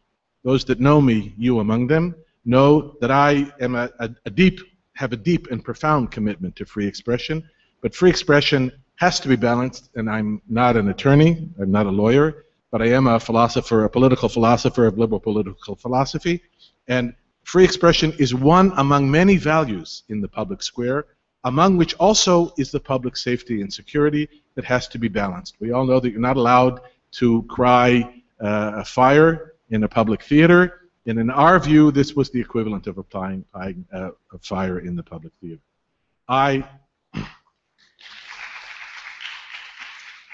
So it simply wasn't a matter of free speech in this particular case. What followed thereafter was that the students chose to take the law into their own hands. That is to say, they flagrantly and egregiously violated the student code of conduct. That has nothing to do with whether, let's suppose that my analysis is completely wrong. I made the wrong decision. I shouldn't have decided that. I should have decided to allow this individual on campus on the grounds that you just offered. The students had every access to address that issue. They could have come to me, they could have appealed to the rector or the president, or in the end we actually found ourselves with these same students in court, and they could have gone to court over the substance of the issue rather than the issue that we expelled them. The expulsion from campus was a result of their violation of the student conduct code. No responsible university administration can allow students to flagrantly violate the code of conduct that you as a member of the Senate approved without reasonable and appropriate consequences. And the consequences that we applied were reasonable and appropriate, as in fact the judge, who was, by the way, a Christian Arab from Nazareth, agreed, and he allowed the suspension to stand for a week, asking us to reach a compromise that allowed them to come back on campus to study, which was in fact my intent. If you read the actual letter that I sent, the letter actually accepted, it made an exemption for exams and other academic activities, and the only reason I didn't allow them to come onto campus for class was simply I couldn't differentiate one from the other. The minute they agreed before the judge that they would only come to class, we were happy to make that compromise. So the judge also agreed with our right to take appropriate action according to the issue. So it is indeed the case that reasonable people may differ about this, and you have one opinion, and some of my colleagues have that opinion as well. I actually think that the majority of the academic community supports the decisions that we took, as well as the majority of the student community. But that's a discussion we should certainly raise to follow. As to the compromise that was proposed by the law school dean, I consulted with the deans of the relevant students that were involved, which seems to me to be the appropriate course of action. I sent them advance notice of the letter that was sent, and the dean of the law school, the two students that were suspended are students in the law school, and those two students, Gadi Barzilai proposed something which we took very seriously. I had long conversations with him about whether I thought it would work, but at the end of the day, I came to the conclusion, together with the university management, that were we to allow that compromise to take place, it would undermine our ability to send a clear message to the students that the honor code needs to be observed. Amos, did you want to comment? First of all, to add that this event of violating the code of the university was the second case in the Holocaust. There was another event where there was a demonstration that was not approved. Now, also another difference, that all over the process, in every stage, there was consultation with many factors, that can contribute to the process, whether it's a legal counselor of the university, whether it's other bodies, in the university. And we had discussions about whether to do my instruction all over the process. Was the primary goal is, first of all, to prevent any injuries, and anything that can harm someone. And I can understand, the tension between this consideration and freedom of speech. And I can also understand when the responsibility is on, first of all, on my shoulder, that I see a little bit different picture that for someone that is outside the process. And just to give you one difference between how we behaved and what happened in University of Jerusalem. I was advised by the CEO of the university not to come down you know, to the place, you know, where the event took place, because it can inflate. And since I was not quiet, you know, so I didn't go down, but I stood on the platform, you know, on the 4th floor, and I watched, you know, what's going there from above. And there was, you know, all the time, you know, the tension that I was under is that, first of all, with any connection to anything, we'll pass this event quietly. Now, one difference, as I said, you know, I was asked, you know, by Baruch and also, you know, whether, you know, we should scatter the demonstration even falsely, you know, and because they violated the law, and also they violated the code. And you know, although I'm not the one that give orders to the police, I said, you know, we shouldn't push the police to do it. And I remind you that in the Hebrew University, it's something the same. The police intervene and falsely scatter the demonstration, which we didn't do, because we thought that the situation was not so severe, that power should be used. And also something else. You, if I understood, hinted that there was a change, at least in the recent past, in the code. This is relevant for this event in the recent past. You know, from the time that I'm president of the university, in the last year and a half, I'm not aware for any change. So this is according, at least, you know, I'm not aware. Maybe, I don't know. You know, but at least, you know, the events that we don't approve are very rare. You know, if you take, you know, the last 18 months, how many events we haven't approved? You know, how many? 2? Yeah, 2, 3 out of more than 85. So it's not any, you know, you can argue about our consideration whether there was a risk or not. And as I said, there is a difference. You know, and even there was question about how the police was, you know, how come the police was in the campus. Yes, I supported and I even verified that the police is in the campus. Yes, I asked whether the police, you know, that the police will not be, let's say, how we say, open, you know, not very close, you know, visible, because it inflates the situation.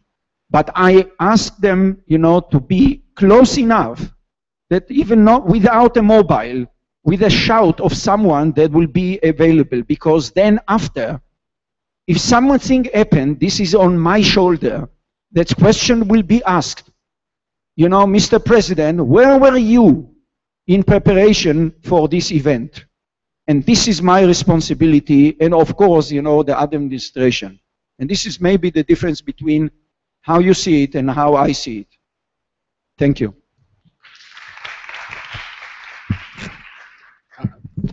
Ami, I was actually going to allow a student to comment before we had another member of the Hanhala. There's a student there that wanted to comment. Let's see if we can. Let's see if we can spread the word. For the balance of power. Great. Okay. Yeah. Please, you want to bring a microphone there? Right then. You hear me? Yeah. Hi, my name is Itai. I am a student and I am in the Im Tirtzu cell, a Zionist cell in this university, and I want to say that in Israel and in this campus there is a lot of freedom of speech and everyone can say whatever he wants, whenever he wants, until it gets to anti-existence of Israel state. When someone calls to not let Israel state to exist, when they bring someone who did a crime against Israel, there is a limit. There is a limit where it can be freedom of speech. When I was there with the Israel flag, blue and white flag, an Arab student of Hadash come and call me a fascist and someone who wants to kill them, and they say they want me out of this state and they want a Palestine state in here. I think that's not something that needs to be in Israel University. And I want to say, כל הכבוד to Professor Hanan and Amos Shapira at Nasi to block this from happening in this university. In other universities, it happens, and I am glad in this university it didn't happen this year. כל הכבוד. I just would want to reinforce that the reasoning behind our decision did not have to do with the particular views of Im Tirtzu, who've also been in my office complaining about stuff they wanted to do that I didn't approve. I'm in this respect an equal opportunity critic across the board in order to try and keep peace on campus. Ami, please. Afterwards, this is student review. Well, first of all, I'm not a student in the university, and I'm not a professor in the university, so let me use a little bit of my background, because although I did not study it and I do not teach it, I have some experience when it comes to the very sensitive, almost invisible paths between security and democracy, human rights. This is what I did for many years, and I had a lot of responsibility. And I believe that I have some perspective trying to look not on the specific case. I do not think that we have to discuss the specific case. In a way, we cannot. We cannot, because we do not have the details which enable us to understand exactly what happened, how a person took his decision. And all what we can do is to say, okay, did he behave according to the regulation? Probably yes. But this is exactly the place in which we have to bring it to this level. And I promised my committee, the executive committee, that this will be the topic that we shall discuss, not the event, but the policy of the university when it comes to future events in June, less than 1 month from today. It was raised by many members in the committee 2 weeks ago, I think. I promised them, I told them, I don't think that we should discuss the event, because if we discuss the event, first of all, it's too close.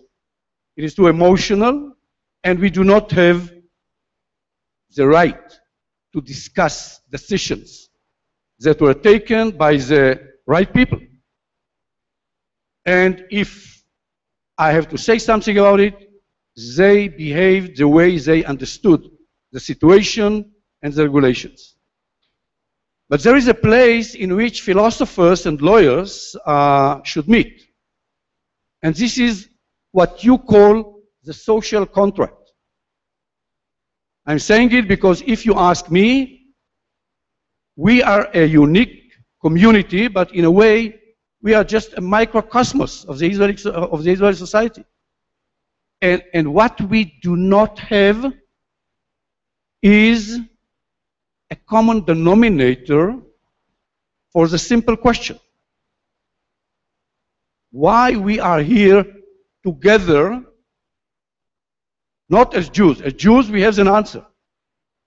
Arabs has their own answer.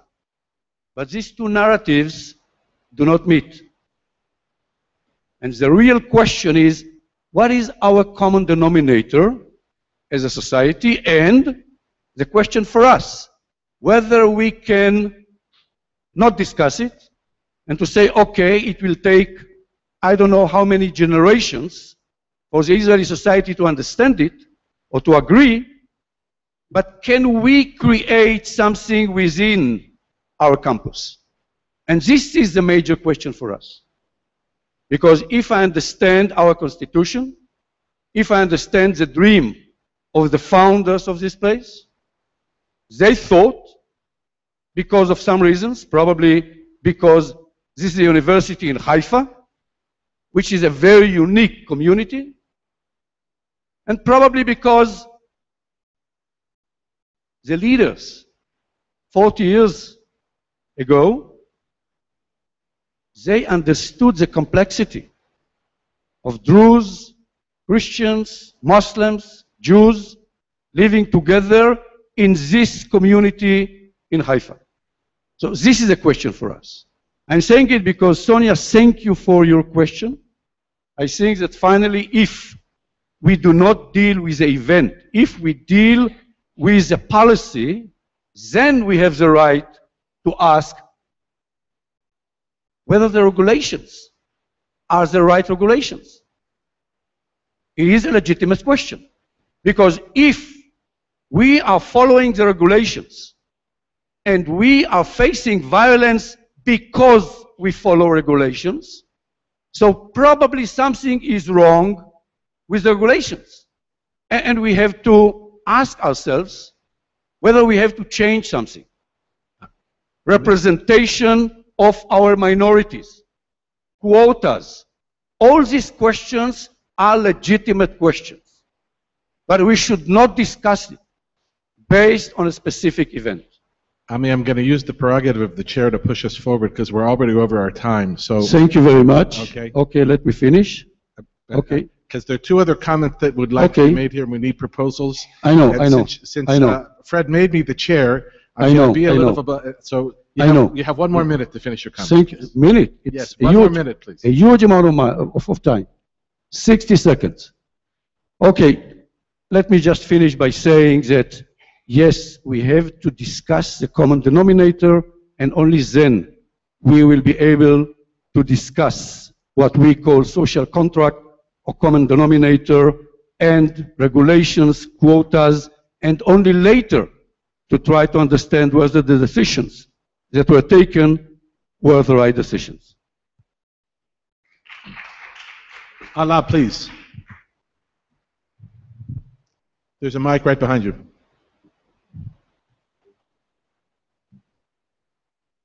Hello.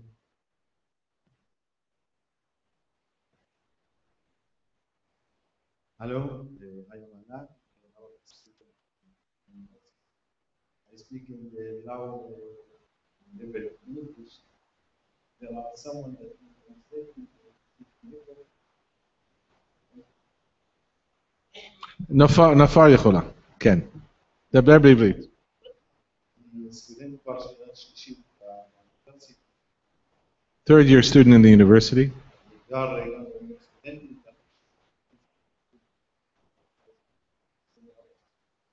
I live on campus in the dormitories, so I see how the campus is run 24 hours a day.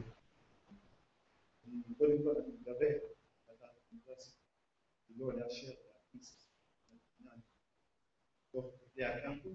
I agree with the decision of the university not to allow Mohammed Kanana to come into campus.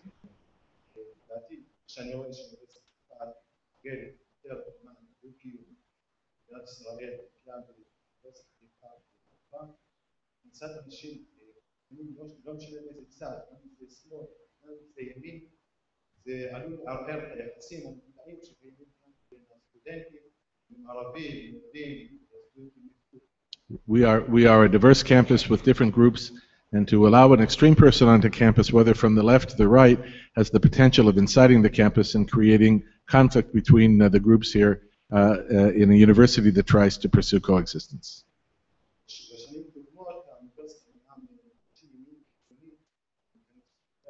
In past years, the university has prevented extreme people from entering campus.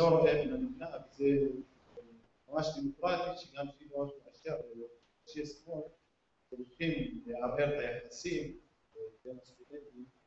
לכן אני מקבל את ההחלטה ל100% סטודנט ערבי, מי שיש לו יחסים עם כל הסטודנטים הערבים, אני אומר לכם, זה רק 5% מי שרוצים לעשות את כל הבלגן הזה, גם אם אין להם כוונה לעשות בלגן, אבל As an Arab student on campus, I can tell you that those students that want to make a balagan I think is a universal word, to make a mess on campus, only are about 5% of the total Arab student population on campus.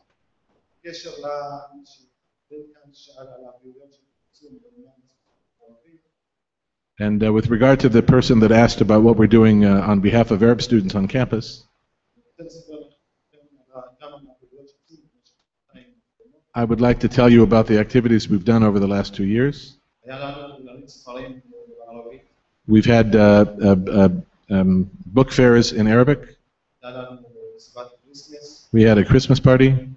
רמדאן. We had a Ramadan break the fast party or event commemoration. ארוחה לעיד אל-אדחא. We had a meal for Eid al-Adha. הייתה לנו סדנה שעוזרת לסטודנטים הערבים שמתקשים לדבר בשפה העברית. We've had seminars for students, the Arab students that have difficulty speaking in Hebrew. כל מיני, הרבה דברים שאני לא אגיד עכשיו, אני אשמח להעביר לכל מי שרוצה. And a host of other activities that we've had, and I'd be happy to respond to anybody else that would like to. One final comment, and then we have our proposed resolutions. Yes, one final comment. I try to be short and comprehensive. My name is Bira. I'm the only representative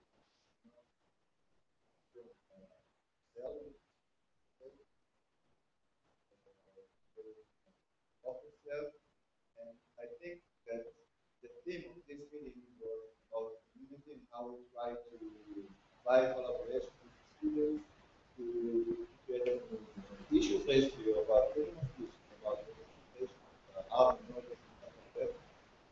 It shows that we have problems, but I think that when we address the issue of freedom of speech, it means that usually it says that some extreme elements are trying to push the debate away from our main effort, the daily effort to build.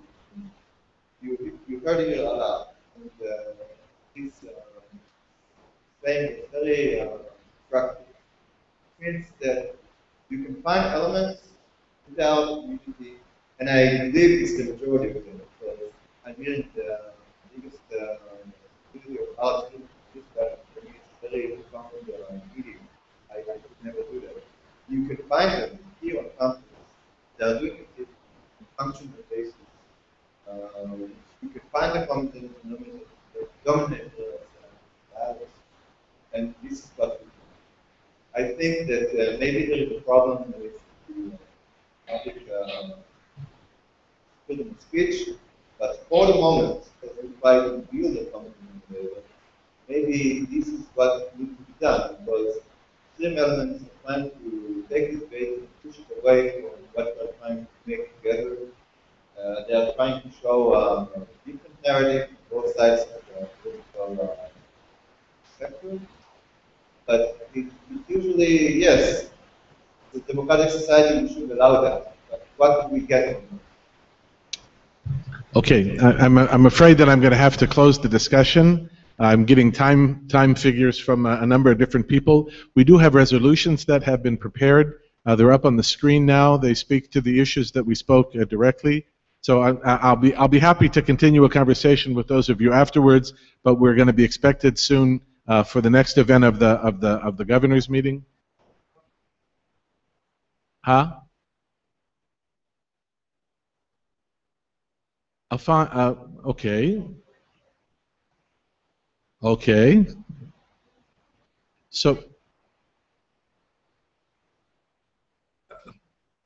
Okay, there are 3 resolutions that have been approved through the process of the university for presentation. I'm happy to consider other resolutions. What I've been trying to do now is simply stop the discussion so we can go on to the revolution part.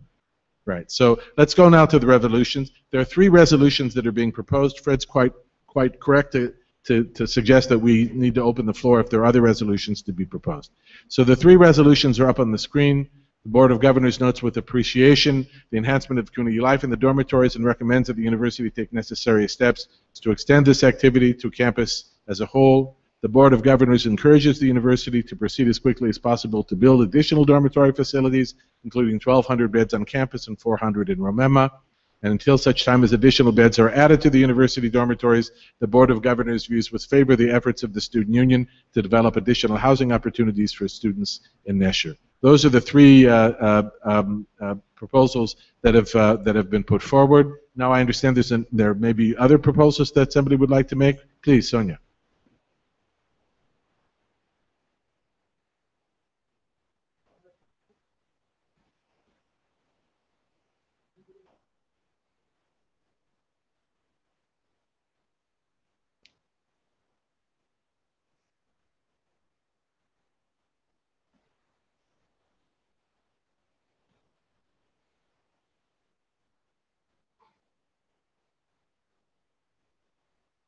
of the Board of Governors, I would like to propose another resolution, which actually I proposed 12 years ago, and at that time it was adopted also as a final resolution. So the resolution is, if the university under the new leadership, as we have heard, really gives such big importance to coexistence or Israeli mosaic or multicultural context, whatever you want to name it, and we, the Friends Association, want to use this abroad also to develop sympathy towards the university, I think this is an appeal to the student union too. And after many, many years of women not being allowed in top positions or supervisory board, now we have a quota in Europe, affirmative action in the US. I suggest and ask and urge the student union, since 2 or 3 representatives from the Arab students among, I don't know, what was it, 40 positions is not enough, to consider a minority quota. Nafar? This is the resolution I'm proposing. It's for the members of the Board of Governors to vote on it.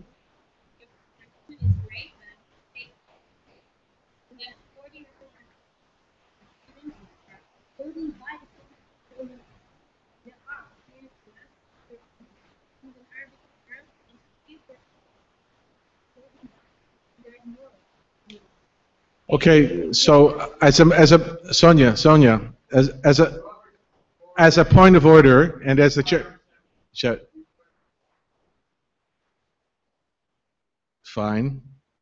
So is there a second? Well, I'd like actually to take things one point at a time. Before we take this additional motion, there are 3 resolutions that are proposed by me as chair of the committee. Is there a second to these resolutions? There's a second. So let's take these 3 resolutions first, and then we'll go on to the proposal that Sonia's put on the floor for it. All those in favor, and now who's allowed to vote in this? Those only with these kind of tags, is that correct? Huh? Members of the Board of Governors are those that are allowed to vote. So all those who are here and members of the Board of Governors who are in favor of these 3 resolutions, please indicate by raising your hand. Those opposed? Are there any abstentions?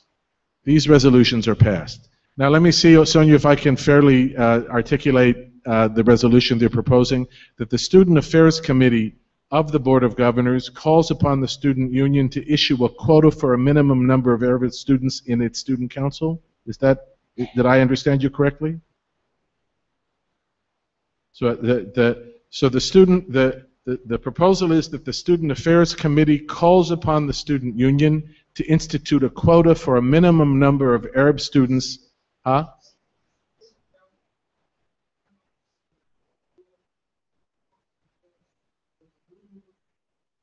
Okay, so fine. Correction taken.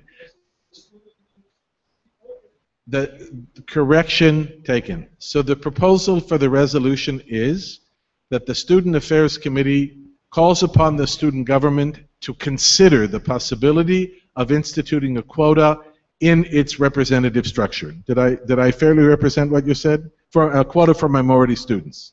Again, so the proposal is that the Student Affairs Committee calls upon the student union to consider a quota for minority students in its election process in the Student Council.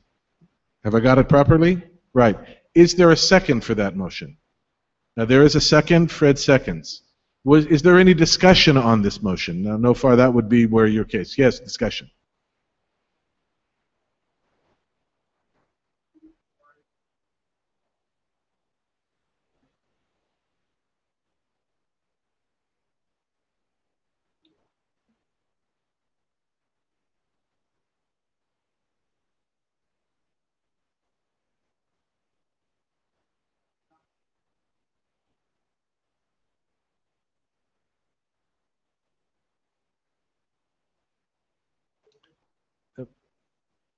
Additional discussion. Yes, please.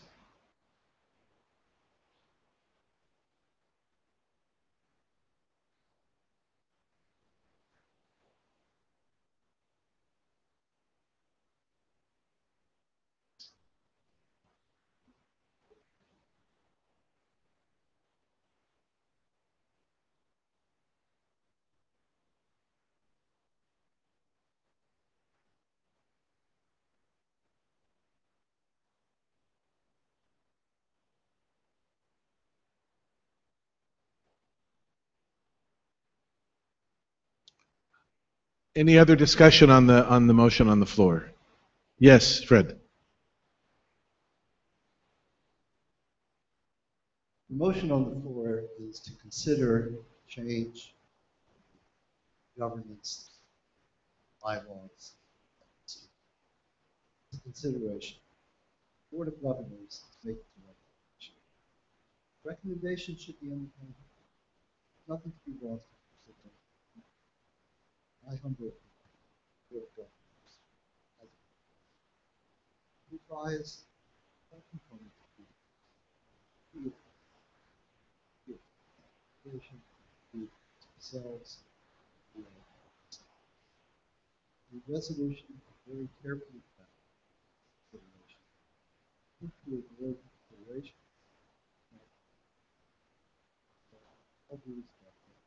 Yes. So, we're very here.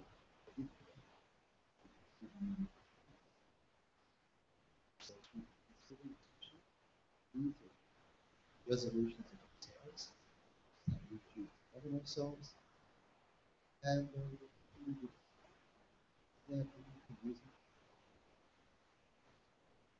it.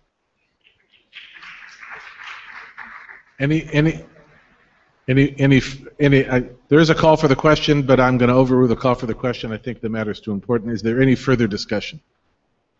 Yeah.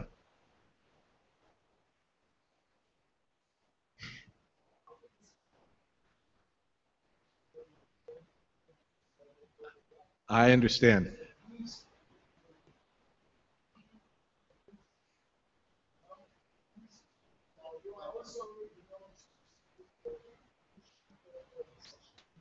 Okay, the question.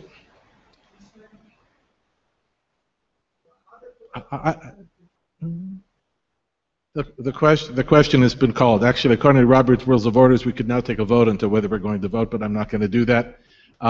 All those in favor of the resolution, please indicate by raising your hand. 1, 2, 3, 4, 5, 6, 7, 8. 8 in favor, 9. I'm sorry, there was a 9. Please raise your hands again. Raise your hands again so I can see. All those in favor, raise your hands again. Yeah. I'm only counting board members. 1, 2, 3, 4, 5, 6, 7, 8, 9, 10, 11, 12, 13. All those opposed? 1, 2, 3, 4, 5, 6, 7, 8, 9, 10, 11. Again, raise your hands again because I'm not sure. Please, all those who are opposed, please raise your hands. 1, 2, 3, 4, 5, 6, 7, 8, 9, 10, 11, 12, 13, 14, 15. I think the motion is defeated. Okay, let's do a recount. First of all, are there any abstentions? I'm an abstention. 1, 2, 3, 4 abstentions. Okay, is there somebody recording this? Okay, let's do this again, please. All those in favor, please raise your hands.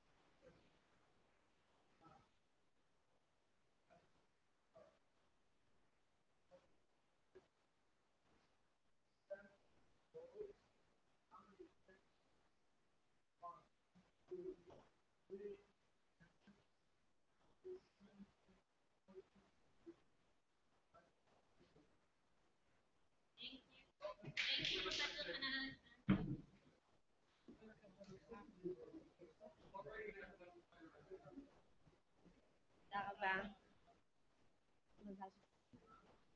זה הנופר.